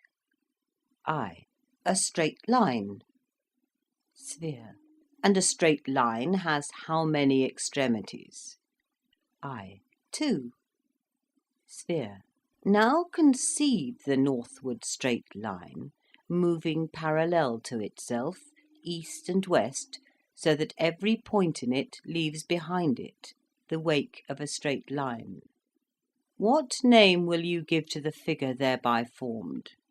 We will suppose that it moves through a distance equal to the original straight line. What name, I say? I. A square. Sphere. And how many sides has a square, and how many angles? I. 4 sides and 4 angles. Sphere. Now, stretch your imagination a little and conceive a square in Flatland moving parallel to itself upward. I. What? Northward? Sphere. No, not northward, upward, out of Flatland altogether. If it moved northward, the southern points in the square would have to move through the positions previously occupied by the northern points, but that is not my meaning. I mean that every point in you, for you are a square and will serve the purpose of my illustration, every point in you, that is to say in what you call your inside, is to pass upwards through space in such a way that no point shall pass through the position previously occupied by any other point, but each point shall describe a straight line of its own. This is all in accordance with analogy. Surely it must be clear to you. Restraining my impatience, for I was now under a strong temptation to rush blindly at my visitor and to precipitate him into space, or out of Flatland, anywhere, so that I could get rid of him, I replied, "And what may be the nature of the figure which I am to shape out by this motion, which you are pleased to denote by the word upward? I presume it is describable in the language of Flatland?" Sphere. Oh, certainly. It is all plain and simple, and in strict accordance with analogy. Only, by the way, you must not speak of the result as being a figure, but as a solid. But I will describe it to you, or rather not I, but analogy. We began with a single point, which, of course, being itself a point, has only one terminal point. One point produces a line with 2 terminal points. One line produces a square with 4 terminal points. Now you can yourself give the answer to your own question. 1, 2, 4 are evidently in geometrical progression. What is the next number? I. 8. Sphere. Exactly. The one square produces a something which you do not as yet know a name for, but which we call a cube, with 8 terminal points. Now are you convinced? I. And has this creature sides as well as angles, or what you call terminal points? Sphere. Of course, and all according to analogy. But, by the way, not what you call sides, but what we call sides. You would call them solids. I. And how many solids or sides will appertain to this being whom I am to generate by the motion of my inside in an upward direction, and whom you call a cube? Sphere. How can you ask? And you a mathematician? The side of anything is always, if I may so say, one dimension behind the thing. Consequently, as there is no dimension behind a point has 0 sides. A line, if I may so say, has 2 sides, for the points of a line may be called, by courtesy, its sides. A square has 4 sides, 0, 2, 4. What progression do you call that? I. Arithmetical. Sphere. And what is the next number? I. 6. Sphere. Exactly. Then you see you have answered your own question. The cube which you will generate will be bounded by 6 sides, that is to say, 6 of your insides. You see it all now, eh? Monster! I shrieked. "Be thou juggler, enchanter, dream, or devil, no more will I endure thy mockeries. Either thou or I must perish." And saying these words, I precipitated myself upon him. Section 17. How the sphere, having in vain tried words, resorted to deeds. It was in vain. I brought my hardest right angle into violent collision with the stranger, pressing on him with a force sufficient to have destroyed any ordinary circle. But I could feel him slowly and unarrestably slipping from my contact, not edging to the right nor to the left, but moving somehow out of the world and vanishing to nothing. Soon there was a blank, but I still heard the intruder's voice. Sphere. Why will you refuse to listen to reason? I had hoped to find in you, as being a man of sense and an accomplished mathematician, a fit apostle for the gospel of the three dimensions, which I am allowed to preach once only in 1,000 years. But now I know not how to convince you. Stay, I have it. Deeds and not words shall proclaim the truth. Listen, my friend. I have told you I can see from my position in space the inside of all things that you consider closed. For example, I see in yonder cupboard near which you are standing several of what you call boxes, but like everything else in Flatland they have no tops nor bottoms, full of money. I also see 2 tablets of accounts. I am about to descend into that cupboard and to bring you one of those tablets. I saw you lock the cupboard half an hour ago, and I know you have the key in your possession, but I descend from space. The doors, you see, remain unmoved. Now I am in the cupboard and am taking the tablet. Now I have it. Now I ascend with it. I rushed to the closet and dashed the door open. One of the tablets was gone. With a mocking laugh, the stranger appeared in the other corner of the room, and at the same time the tablet appeared upon the floor. I took it up. There could be no doubt. It was the missing tablet. I groaned with horror, doubting whether I was not out of my senses, but the stranger continued, "Surely you must now see that my explanation and no other suits the phenomena. What you call solid things are really superficial. What you call space is really nothing but a great plain. I am in space, and look down upon the insides of the things of which you only see the outsides. You could leave this plane yourself, if you could but summon up the necessary volition. A slight upward or downward motion would enable you to see all that I can see. The higher I mount, and the further I go from your plane, the more I can see, though of course I see it on a smaller scale. For example, I am ascending. Now I can see your neighbour the hexagon and his family in their several apartments. Now I see the inside of the theatre 10 doors off, from which the audience is only just departing, and on the other side a circle in his study sitting at his books.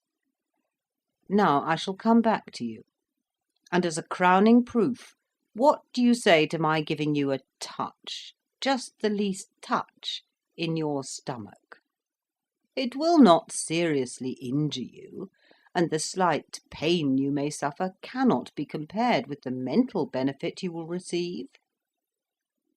Before I could utter a word of remonstrance, I felt a shooting pain in my inside, and a demoniacal laugh seemed to issue from within me.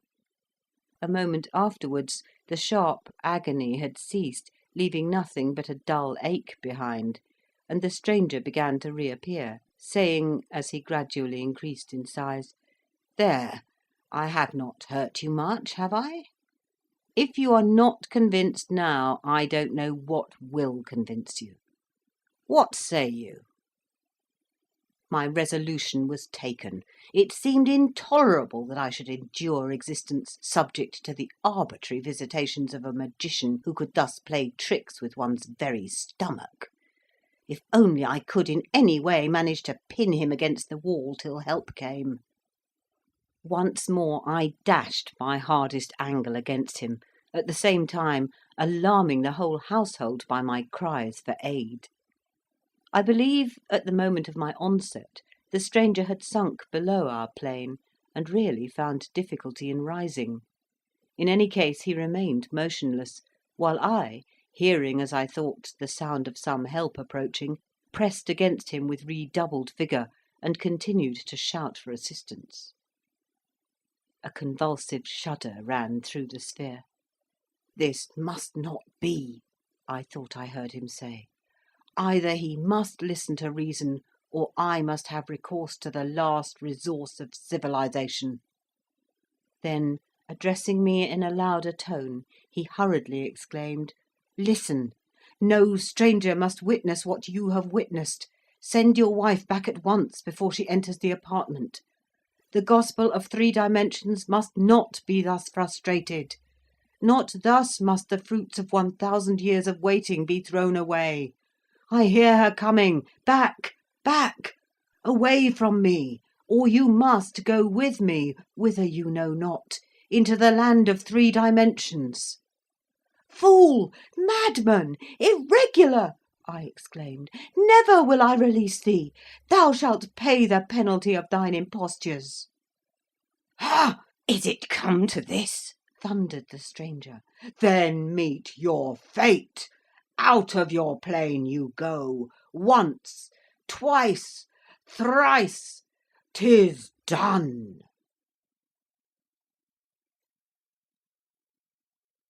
Section 18. How I came to Spaceland, and what I saw there. An unspeakable horror seized me. There was a darkness, then a dizzy, sickening sensation of sight that was not like seeing. I saw a line that was no line, space that was not space. I was myself, and not myself. When I could find voice, I shrieked aloud in agony, "Either this is madness, or it is hell!" "It is neither," calmly replied the voice of the sphere. "It is knowledge. It is 3 dimensions.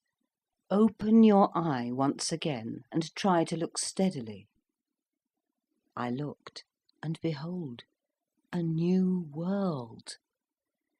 There stood before me, visibly incorporate, all that I had before inferred, conjectured, dreamed, of perfect circular beauty. What seemed the centre of the stranger's form lay open to my view. Yet I could see no heart, nor lungs, nor arteries, only a beautiful, harmonious something, for which I had no words. But you, my readers in Spaceland, would call it the surface of the sphere.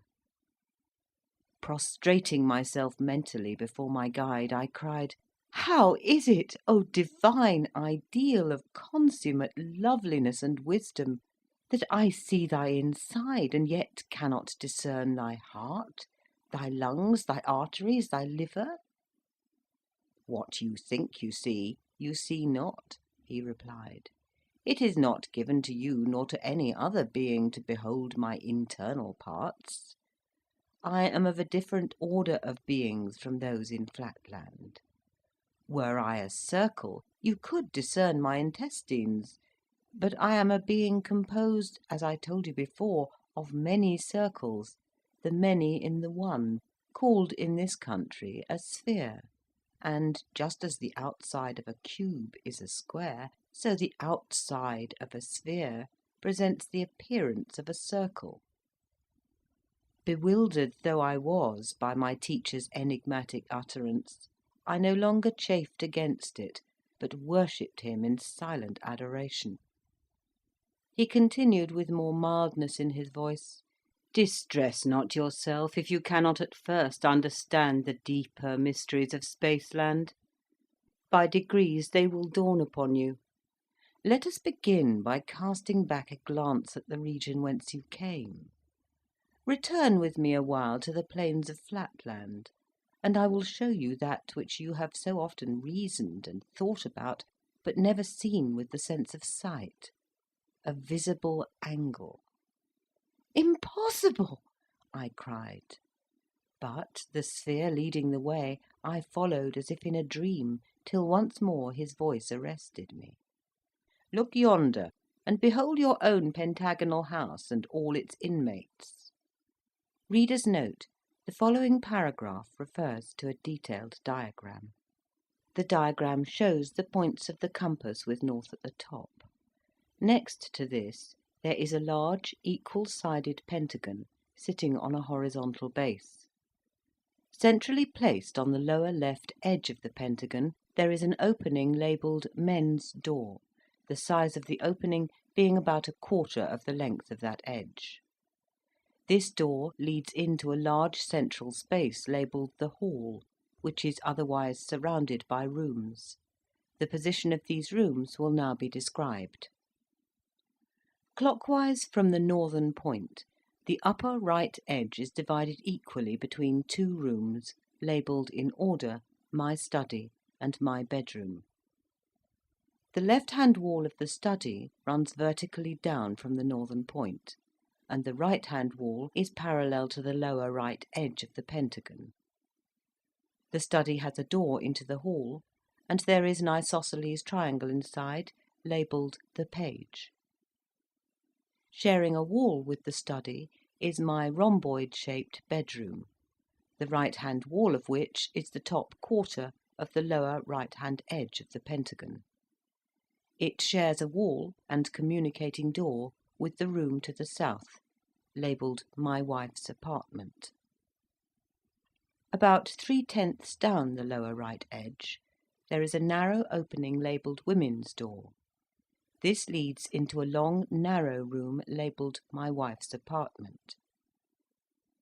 This room has doorways into my bedroom above, into the hall to the left, and into the room to the south, also long and narrow, where a straight line is marked my daughter. The only door from my daughter's room is into my wife's apartment. Continuing clockwise down the lower right edge of the pentagon, the next room is a long and wide room with two openings into the hall. Inside are three isosceles triangles of varying acuteness. The uppermost and most acute is labelled the scullion, the next and middle-sized is labelled the footman, and the lowest and least acute is labelled the butler. At the bottom right point of the pentagon, a large corner room is labelled the cellar and has a door into the hall. Along the left half of the bottom or southern edge, there are two small rooms, each with a door into the hall, and each with a hexagon inside, labelled my grandson's. Continuing clockwise up the left side of the pentagon, between the men's door and the northern point, there are four small rooms. Each of these rooms, labelled my son's, has a pentagon inside it and a door into the hall. In the middle of the central hall is a straight line, labelled my wife. Outside the pentagon, one at each end of the bottom or southern edge, are two very acute isosceles triangles, each labelled policeman. End of reader's note. I looked below and saw with my physical eye all that domestic individuality which I had hitherto merely inferred with the understanding. And how poor and shadowy was the inferred conjecture in comparison with the reality which I now beheld! My four sons calmly asleep in the north-western rooms, my two orphan grandsons to the south, the servants, the butler, my daughter, all in their several apartments. Only my affectionate wife, alarmed by my continued absence, had quitted her room, and was roving up and down in the hall, anxiously awaiting my return. Also the page, aroused by my cries, had left his room, and, under pretext of ascertaining whether I had fallen somewhere in a faint, was prying into the cabinet in my study. All this I could now see, not merely infer. And as we came nearer and nearer, I could discern even the contents of my cabinet, and the 2 chests of gold, and the tablets of which the sphere had made mention. Touched by my wife's distress, I would have sprung downward to reassure her, but I found myself incapable of motion.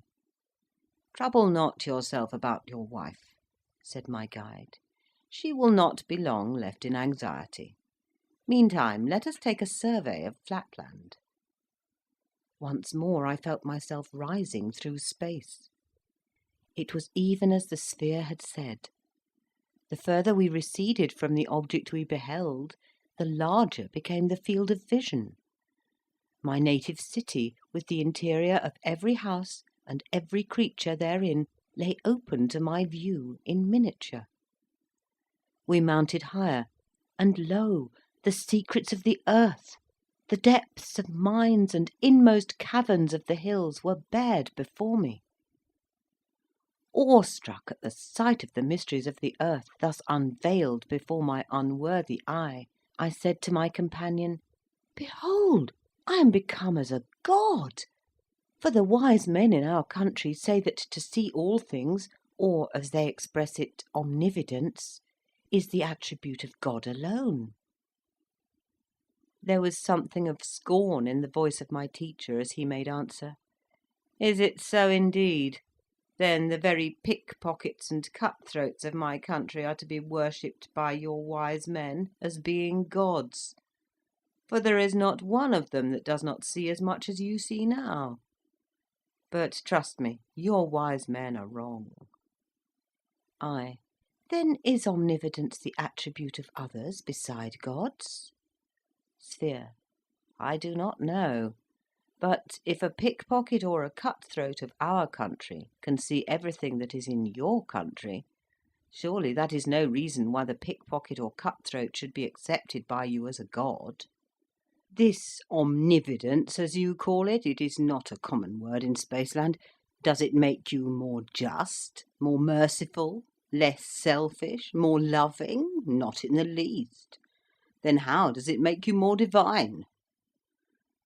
I. More merciful, more loving? But these are the qualities of women. And we know that a circle is a higher being than a straight line, in so far as knowledge and wisdom are more to be esteemed than mere affection. Sphere. It is not for me to classify human faculties according to merit, yet many of the best and wisest in Spaceland think more of the affections than of the understanding, more of your despised straight lines than of your belauded circles. But enough of this. Look yonder. Do you know that building?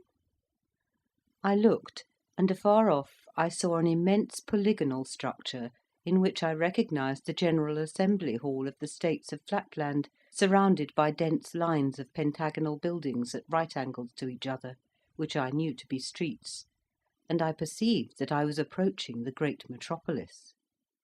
"Here we descend," said my guide. It was now morning, the first hour of the first day of the 2000th year of our era. Acting, as was their wont, in strict accordance with precedent, the highest circles of the realm were meeting in solemn conclave, as they had met on the first hour of the first day of the year 1000, and also on the first hour of the first day of the year 0. The minutes of the previous meetings were now read by one whom I at once recognised as my brother, a perfectly symmetrical square, and the chief clerk of the High Council. It was found recorded on each occasion that, whereas the States had been troubled by divers ill-intentioned persons pretending to have received revelations from another world, and professing to produce demonstrations whereby they had instigated to frenzy both themselves and others, it had been for this cause unanimously resolved by the Grand Council that on the first day of each millenary, special injunctions be sent to the prefects in the several districts of Flatland to make strict search for such misguided persons, and without formality of mathematical examination to destroy all such as were isosceles of any degree, to scourge and imprison any regular triangle, to cause any square or pentagon to be sent to the district asylum, and to arrest any one of higher rank, sending him straightway to the capital to be examined and judged by the council. "You hear your fate," said the sphere to me, while the council was passing for the third time the formal resolution. "Death or imprisonment awaits the apostle of the gospel of three dimensions." "Not so," replied I. "The matter is now so clear to me, the nature of real space so palpable, that methinks I could make a child understand it. Permit me but to descend at this moment and enlighten them." "Not yet," said my guide. "The time will come for that. Meantime I must perform my mission. Stay thou there in thy place." Saying these words, he leapt with great dexterity into the sea, if I may so call it, of Flatland, right in the midst of the ring of councillors. "I come," cried he, "to proclaim that there is a land of three dimensions." I could see many of the younger councillors start back in manifest horror as the sphere's circular section widened before them. But on a sign from the presiding circle, who showed not the slightest alarm or surprise, 6 isosceles of a low type from 6 different quarters rushed upon the sphere. "We have him!" they cried. "No! Yes! We have him still! He's going! He's gone!" "My lords," said the President to the junior circles of the council, "there is not the slightest need for surprise. The secret archives, to which I alone have access, tell me that a similar occurrence happened on the last 2 millennial commencements. You will, of course, say nothing of these trifles outside the cabinet." Raising his voice, he now summoned the guard. "Arrest the policemen. Gag them. You know your duty." After he had consigned to their fate the wretched policemen, ill-fated and unwilling witnesses of a state secret which they were not to be permitted to reveal, he again addressed the councillors. "My lords, the business of the council being concluded, I have only to wish you a happy New Year." Before departing, he expressed at some length to the clerk, my excellent but most unfortunate brother, his sincere regret that, in accordance with precedent, and for the sake of secrecy, he must condemn him to perpetual imprisonment, but added his satisfaction that, unless some mention were made by him of that day's incident, his life would be spared. Section 19. How, though the sphere showed me other mysteries of Spaceland, I still desired more, and what came of it. When I saw my poor brother led away to imprisonment, I attempted to leap down into the council chamber, desiring to intercede on his behalf, or at least bid him farewell. But I found that I had no motion of my own. I absolutely depended on the volition of my guide, who said in gloomy tones, "Heed not thy brother. Haply thou shalt have ample time hereafter to condole with him. Follow me." Reader's note: the following paragraph makes reference to a diagram. Diagram 1 shows a 3-dimensional cube, with visible edges drawn and hidden edges dotted, giving it a 3-dimensional appearance. Horizontal shading makes it appear that the cube is made up of many layers. Diagram 2 shows the same figure, but all lines indicating perspective are missing, with the effect that it no longer appears to be solid, but looks like a 2-dimensional irregular hexagonal figure. End of reader's note. Once more we ascended into space. "Hitherto," said the sphere, "I have shown you naught save plane figures and their interiors. Now I must introduce you to solids, and reveal to you the plan upon which they are constructed. Behold this multitude of movable square cards. See, I put one on another, not, as you supposed, northward of the other, but on the other. Now a second, now a third. See, I am building up a solid by a multitude of squares parallel to one another. Now the solid is complete, being as high as it is long and broad, and we call it a cube.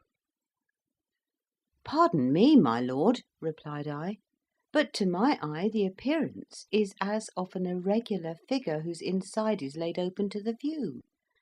In other words, methinks I see no solid, but a plane such as we infer in Flatland, only of an irregularity which betokens some monstrous criminal, so that the very sight of it is painful to my eyes."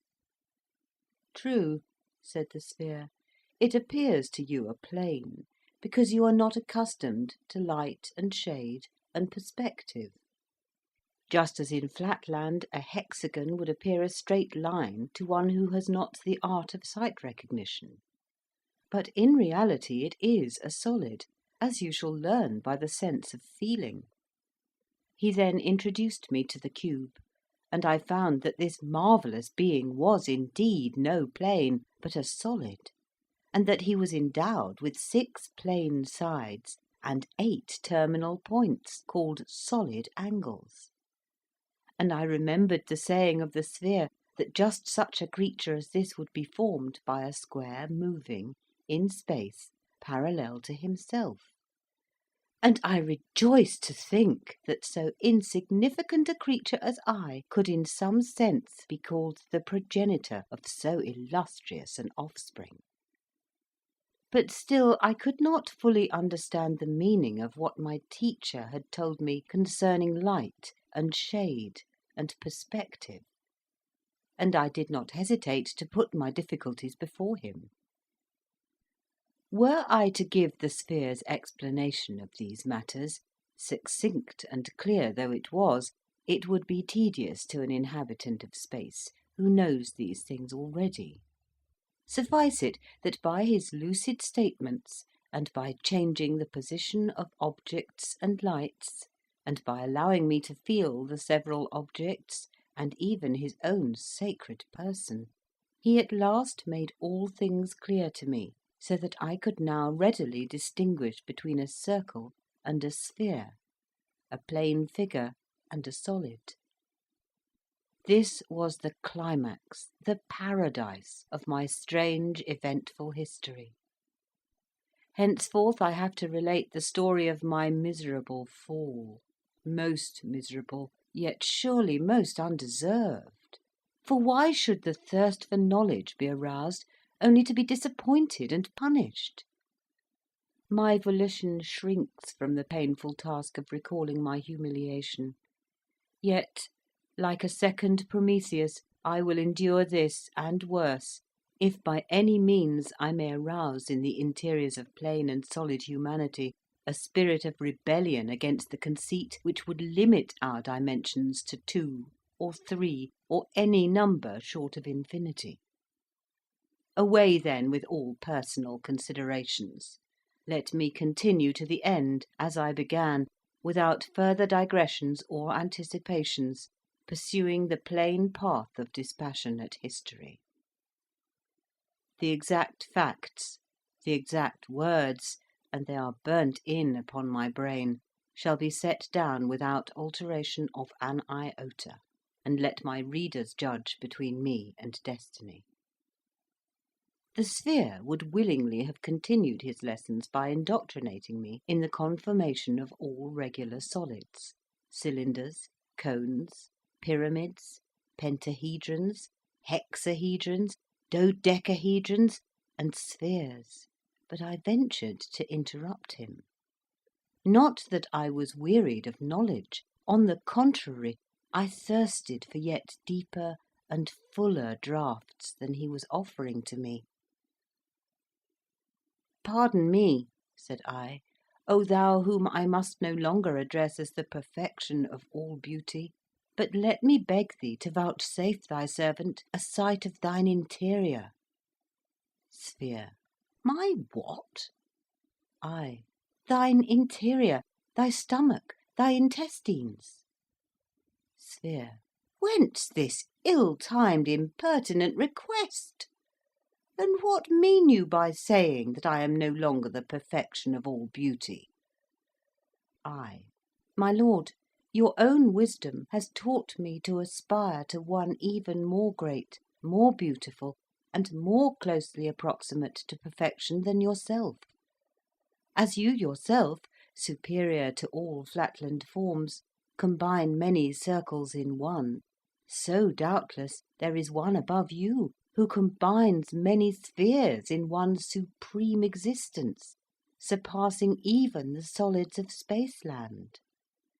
And even as we, who are now in space, look down on Flatland and see the insides of all things, so of a certainty there is yet above us some higher, purer region, whither thou dost surely purpose to lead me, O thou whom I shall always call everywhere and in all dimensions my priest, philosopher, and friend, some yet more spacious space, some more dimensionable dimensionality, from the vantage ground of which we shall look down together upon the revealed insides of solid things, and where thine own intestines and those of thy kindred spheres will lie exposed to the view of the poor wandering exile from Flatland, to whom so much has already been vouchsafed. Sphere. Pooh! Stuff! Enough of this trifling. The time is short, and much remains to be done before you are fit to proclaim the gospel of 3 dimensions to your blind, benighted countrymen in Flatland. I. Nay, gracious teacher, deny me not what I know it is in thy power to perform. Grant me but one glimpse of thine interior, and I am satisfied for ever, remaining henceforth thy docile pupil, thy unemancipable slave, ready to receive all thy teachings, and to feed upon the words that fall from thy lips. Sphere. Well then, to content and silence you, let me say at once, I would show you what you wish if I could, but I cannot. Would you have me turn my stomach inside out to oblige you? I. But my lord has shown me the intestines of all my countrymen in the land of 2 dimensions by taking me with him into the land of 3. What therefore more easy than now to take his servant on a second journey into the blessed region of the 4th dimension, where I shall look down with him once more upon this land of 3 dimensions, and see the inside of every 3-dimensioned house, the secrets of the solid earth, the treasures of the mines in Spaceland, and the intestines of every solid living creature, even of the noble and adorable spheres. Sphere. But where is this land of 4 dimensions? I know not, but doubtless my teacher knows. Sphere. Not I. There is no such land. The very idea of it is utterly inconceivable. I. Your lordship tempts his servant to see whether he remembers the revelations imparted to him. Trifle not with me, my lord. I crave, I thirst for more knowledge. Doubtless we cannot see that other higher Spaceland now, because we have no eye in our stomachs. But just as there was the realm of Flatland, though that poor puny Lineland monarch could neither turn to left nor right to discern it, and just as there was, close at hand and touching my frame, the land of 3 dimensions, though I, blind, senseless wretch, had no power to touch it, no eye in my interior to discern it, so of a surety there is a 4th dimension, which my lord perceives with the inner eye of thought. And that it must exist, my lord himself has taught me.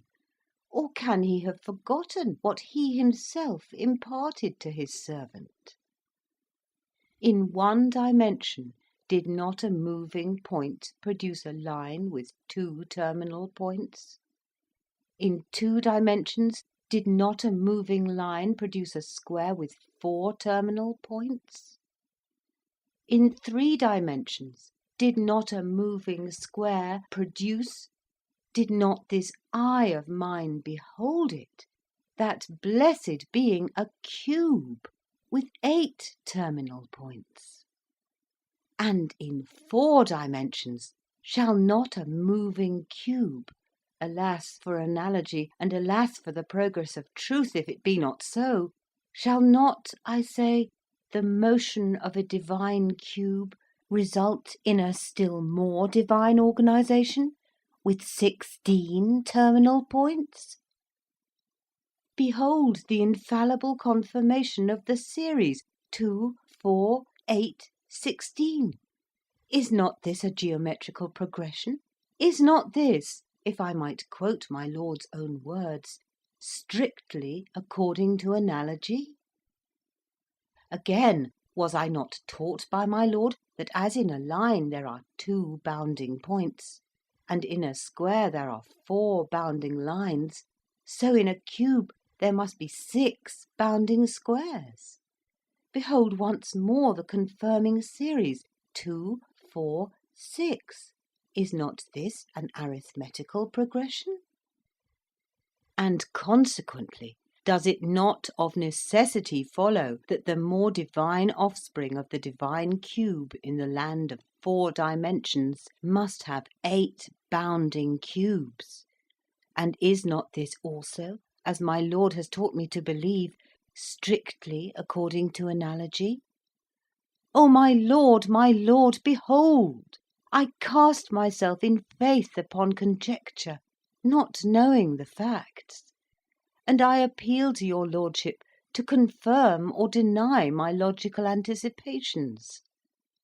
If I am wrong, I yield, and will no longer demand a 4th dimension, but if I am right, my Lord will listen to reason.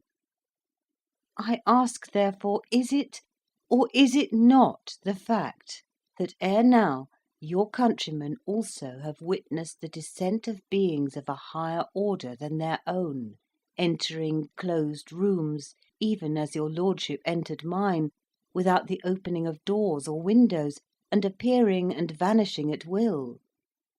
On the reply to this question I am ready to stake everything.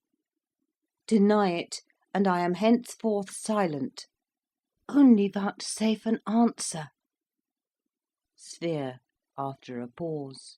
It is reported so. But men are divided in opinion as to the facts, and even granting the facts, they explain them in different ways, and in any case, however great may be the number of different explanations, no one has adopted or suggested the theory of a 4th dimension. Therefore pray have done with this trifling, and let us return to business. I was certain of it. I was certain that my anticipations would be fulfilled, and now have patience with me, and answer me yet one more question, best of teachers. Those who have thus appeared, no one knows whence, and have returned, no one knows whither, have they also contracted their sections, and vanished somehow into that more spacious space, whither I now entreat you to conduct me?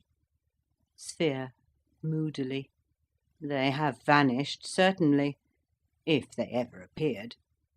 But most people say that these visions arose from the thought. You will not understand me. From the brain, from the perturbed angularity of the seer. I say they so? Oh, believe them not. Or if it indeed be so, that this other space is really Thoughtland, then take me to that blessed region, where I in thought shall see the insides of all solid things. There, before my ravished eye, a cube, moving in some altogether new direction, but strictly according to analogy, so as to make every particle of his interior pass through a new kind of space with a wake of its own, shall create a still more perfect perfection than himself, with 16 terminal extra solid angles, and 8 solid cubes for his perimeter. And once there, shall we stay our upward course? In that blessed region of 4 dimensions, shall we linger on the threshold of the 5th, and not enter therein? Ah, no! Let us rather resolve that our ambition shall soar with our corporal ascent. Then, yielding to our intellectual onset, the gates of the 6th dimension shall fly open. After that a 7th, and then an 8th. How long I should have continued, I know not. In vain did the sphere, in his voice of thunder, reiterate his commands of silence, and threaten me with the direst penalties if I persisted. Nothing could stem the flood of my ecstatic aspirations. Perhaps I was to blame, but indeed I was intoxicated with the recent draughts of truth to which he himself had introduced me. However, the end was not long in coming. My words were cut short by a crash outside, and a simultaneous crash inside me, which impelled me through space with a velocity that precluded speech. Down, down, down. I was rapidly descending, and I knew that return to Flatland was my doom. One glimpse, one last and never to be forgotten glimpse I had of that dull level wilderness, which was now to become my universe again, spread out before my eye. Then a darkness. Then a final, all-consummating thunder peal, and when I came to myself, I was once more a common creeping square, in my study at home, listening to the peace cry of my approaching wife. Section 20. How the sphere encouraged me in a vision. Although I had less than a minute for reflection, I felt, by a kind of instinct, that I must conceal my experiences from my wife. Not that I apprehended at the moment any danger from her divulging my secret, but I knew that to any woman in Flatland the narrative of my adventures must needs be unintelligible. So I endeavoured to reassure her by some story, invented for the occasion, that I had accidentally fallen through the trapdoor of the cellar, and had there lain stunned. The southward attraction in our country is so slight that even to a woman my tale necessarily appeared extraordinary and well nigh incredible. But my wife, whose good sense far exceeds that of the average of her sex, and who perceived that I was unusually excited, did not argue with me on the subject, but insisted that I was ill and required repose. I was glad of an excuse for retiring to my chamber to think quietly over what had happened. When I was at last by myself, a drowsy sensation fell on me. But before my eyes closed, I endeavoured to reproduce the 3rd dimension, and especially the process by which a cube is constructed through the motion of a square. It was not so clear as I could have wished, but I remembered that it must be upward, and yet not northward, and I determined steadfastly to retain these words as the clue which, if firmly grasped, could not fail to guide me to the solution. So, mechanically repeating like a charm the words "upward yet not northward," I fell into a sound, refreshing sleep. During my slumber I had a dream. I thought I was once more by the side of the sphere, whose lustrous hue betokened that he had exchanged his wrath against me for perfect placability. We were moving together towards a bright but infinitesimally small point, to which my master directed my attention. As we approached, methought there issued from it a slight humming noise, as from one of your Spaceland blue bottles, only less resonant by far, so slight indeed that even in the perfect stillness of the vacuum through which we soared, the sound reached not our ears till we checked our flight at a distance from it of something under 20 human diagonals. "Look yonder," said my guide. "In Flatland thou hast lived. Of Lineland thou hast received a vision, thou hast soared with me to the heights of Spaceland. Now, in order to complete the range of thy experience, I conduct thee downward to the lowest depths of existence, even to the realm of Pointland, the abyss of no dimensions. Behold yon miserable creature. That point is a being like ourselves, but confined to the non-dimensional gulf. He is himself his own world, his own universe. Of any other than himself he can form no conception. He knows not length, nor breadth, nor height, for he has had no experience of them. He has no cognizance even of the number 2, nor has he a thought of plurality, for he is himself his one and all, being really nothing. Yet mark his perfect self-contentment, and hence learn this lesson, that to be self-contented is to be vile and ignorant, and that to aspire is better than to be blindly and impotently happy. Now listen." He ceased, and there arose from the little buzzing creature a tiny, low, monotonous, but distinct tinkling, as from one of your Spaceland phonographs, from which I caught these words: "Infinite beatitude of existence, it is, and there is none else beside it." "What," said I, "does the puny creature mean by it?" "He means himself," said the sphere.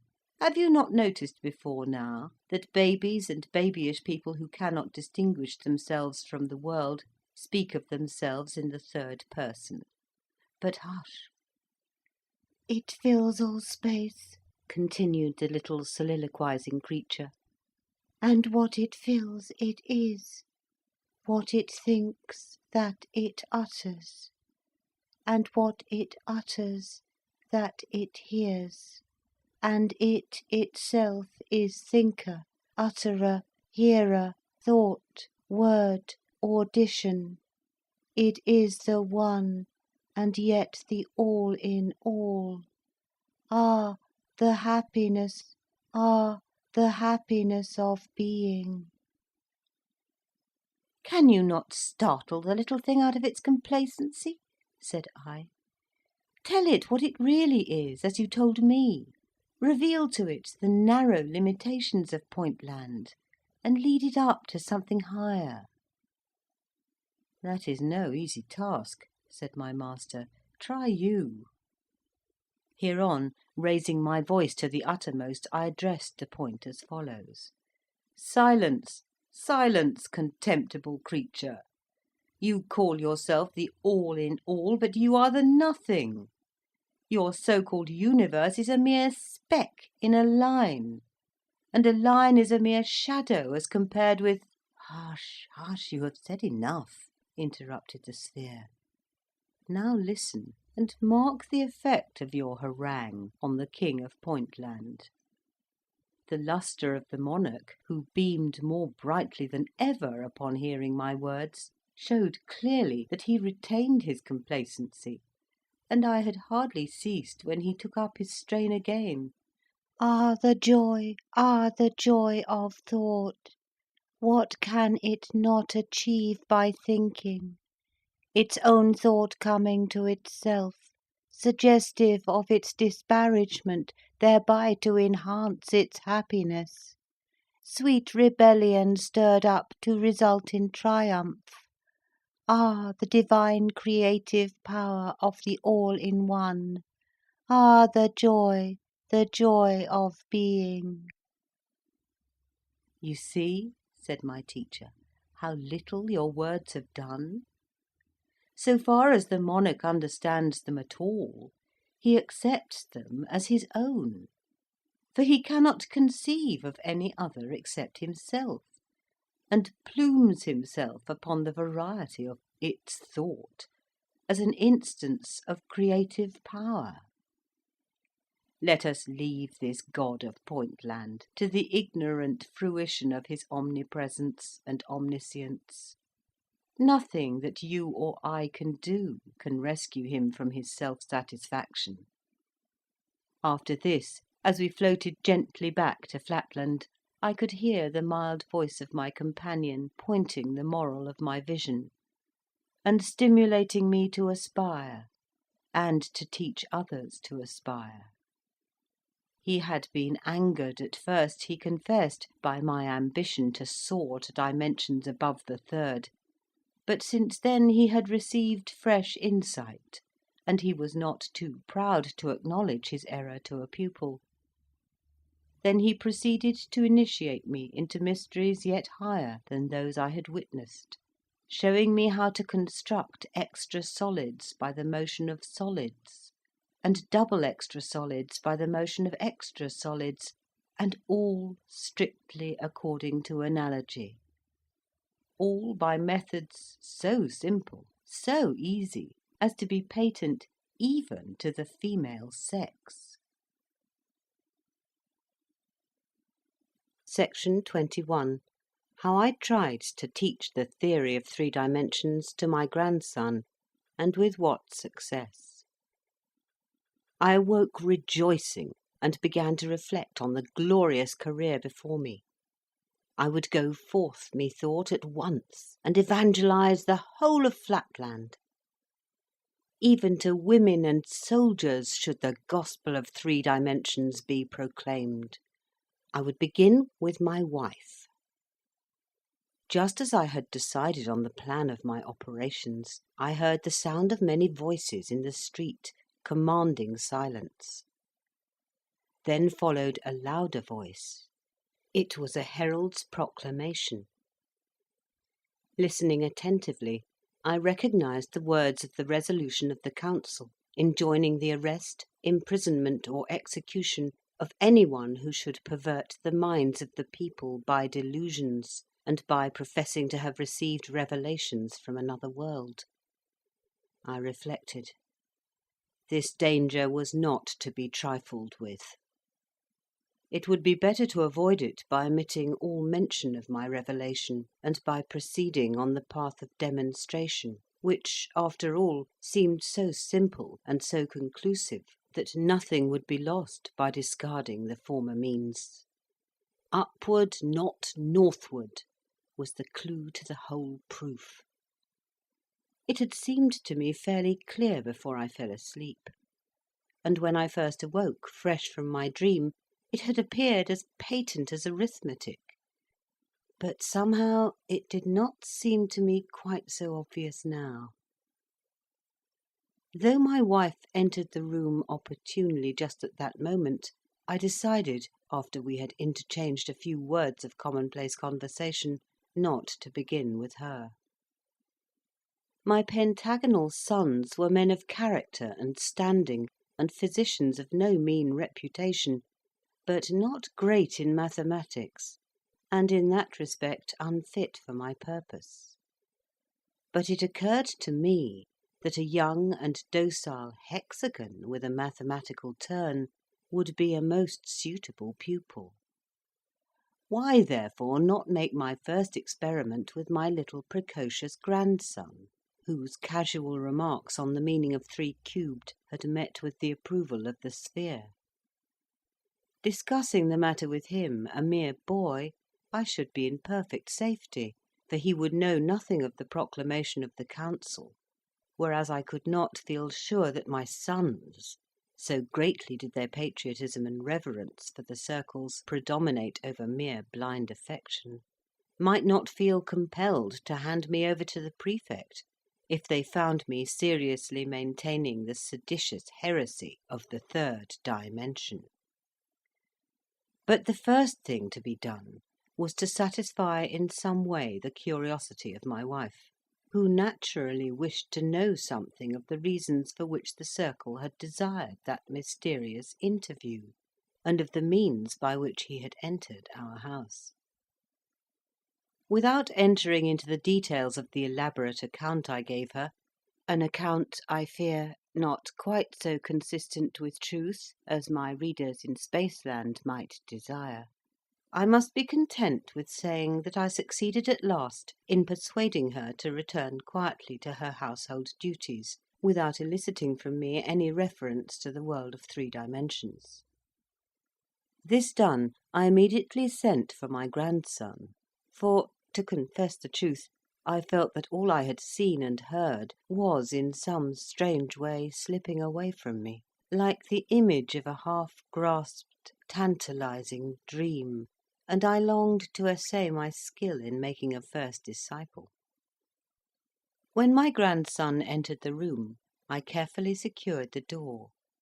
Then, sitting down by his side, and taking our mathematical tablets, or, as you would call them, lines, I told him we would resume the lesson of yesterday. I taught him once more how a point by motion in one dimension produces a line, and how a straight line in two dimensions produces a square. After this, forcing a laugh, I said, "And now, you scamp, you wanted to make me believe that a square may, in the same way by motion, upward, not northward, produce another figure, a sort of extra square in three dimensions. Say that again, you young rascal." At this moment we heard once more the herald's "Oh yes, oh yes," outside in the street, proclaiming the resolution of the council. Young though he was, my grandson, who was unusually intelligent for his age, and bred up in perfect reverence for the authority of the circles, took in the situation with an acuteness for which I was quite unprepared. He remained silent till the last words of the proclamation had died away, and then, bursting into tears, "Dear grandpapa," he said, "that was only my fun, and of course I meant nothing at all by it, and we did not know anything then about the new law, and I don't think I said anything about the third dimension, and I am sure I did not say one word about upward, not northward, for that would be such nonsense, you know. How could a thing move upward and not northward? Upward and not northward! Even if I were a baby, I could not be so absurd as that. How silly it is! Ha, ha! Not at all silly," said I, losing my temper. "Here, for example, I take this square," and at the word I grasped a movable square which was lying at hand, "and I move it, you see, not northward, but, yes, I move it upward. That is to say, not northward, but I move it somewhere, not exactly like this, but somehow—" Here I brought my sentence to an inane conclusion, shaking the square about in a purposeless manner, much to the amusement of my grandson, who burst out laughing louder than ever, and declared that I was not teaching him, but joking with him; and so saying, he unlocked the door and ran out of the room. Thus ended my first attempt to convert a pupil to the gospel of three dimensions. Section 22. How I then tried to diffuse the theory of three dimensions by other means, and of the result. My failure with my grandson did not encourage me to communicate my secret to others of my household. Yet neither was I led by it to despair of success. Only I saw that I must not wholly rely on the catchphrase "upward, not northward," but must rather endeavour to seek a demonstration by setting before the public a clear view of the whole subject, and for this purpose it seemed necessary to resort to writing. So I devoted several months in privacy to the composition of a treatise on the mysteries of three dimensions. Only, with the view of evading the law, if possible, I spoke not of a physical dimension, but of a thought-land, whence, in theory, a figure could look down upon Flatland, and see simultaneously the insides of all things, and where it was possible that there might be supposed to exist a figure environed, as it were, with 6 squares, and containing 8 terminal points. But in writing this book, I found myself sadly hampered by the impossibility of drawing such diagrams as were necessary for my purpose. For of course in our country of Flatland there are no tablets but lines, and no diagrams but lines, all in one straight line, and only distinguishable by difference of size and brightness. So that when I had finished my treatise, which I entitled Through Flatland to Thoughtland, I could not feel certain that many would understand my meaning. Meanwhile my life was under a cloud. All pleasures palled upon me. All sights tantalized and tempted me to outspoken treason, because I could not but compare what I saw in 2 dimensions with what it really was if seen in 3, and could hardly refrain from making my comparisons aloud. I neglected my clients and my own business to give myself to the contemplation of the mysteries which I had once beheld, yet which I could impart to no one, and found daily more difficult to reproduce, even before my own mental vision. One day, about 11 months after my return from Spaceland, I tried to see a cube with my eye closed, but failed. And though I succeeded afterwards, I was not then quite certain, nor have I been ever afterwards, that I had exactly realized the original. This made me more melancholy than before, and determined me to take some step, yet what I knew not. I felt that I would have been willing to sacrifice my life for the cause, if thereby I could have produced conviction. But if I could not convince my grandson, how could I convince the highest and most developed circles in the land? And yet at times my spirit was too strong for me, and I gave vent to dangerous utterances. Already I was considered heterodox, if not treasonable, and I was keenly alive to the dangers of my position. Nevertheless, I could not at times refrain from bursting out into suspicious or half seditious utterances, even among the highest polygonal and circular society. When, for example, the question arose about the treatment of those lunatics who said that they had received the power of seeing the insides of things, I would quote the saying of an ancient circle, who declared that prophets and inspired people are always considered by the majority to be mad, and I could not help occasionally dropping such expressions as the eye that discerns the interiors of things, and the all-seeing land. Once or twice I even let fall the forbidden terms, the 3rd and 4th dimensions. At last, to complete a series of minor indiscretions, at a meeting of our local speculative society, held at the palace of the prefect himself, some extremely silly person having read an elaborate paper exhibiting the precise reasons why Providence has limited the number of dimensions to 2, and why the attribute of omnividence is assigned to the Supreme alone, I so far forgot myself as to give an exact account of the whole of my voyage with the sphere into space, and to the assembly hall in our metropolis, and then to space again, and of my return home, and of everything that I had seen and heard in fact or vision. At first, indeed, I pretended that I was describing the imaginary experiences of a fictitious person, but my enthusiasm soon forced me to throw off all disguise, and finally, in a fervent peroration, I exhorted all my hearers to divest themselves of prejudice, and to become believers in the 3rd dimension. Need I say that I was at once arrested and taken before the council? Next morning, standing in the very place where but a very few months ago the sphere had stood in my company, I was allowed to begin and to continue my narration unquestioned and uninterrupted. But from the first I foresaw my fate. For the President, noting that a guard of the better sort of policemen was in attendance, of angularity little, if at all, under 55 degrees, ordered them to be relieved, before I began my defence, by an inferior class of 2 or 3 degrees. I knew only too well what that meant. I was to be executed or imprisoned, and my story was to be kept secret from the world by the simultaneous destruction of the officials who had heard it. And this being the case, the President desired to substitute the cheaper for the more expensive victims.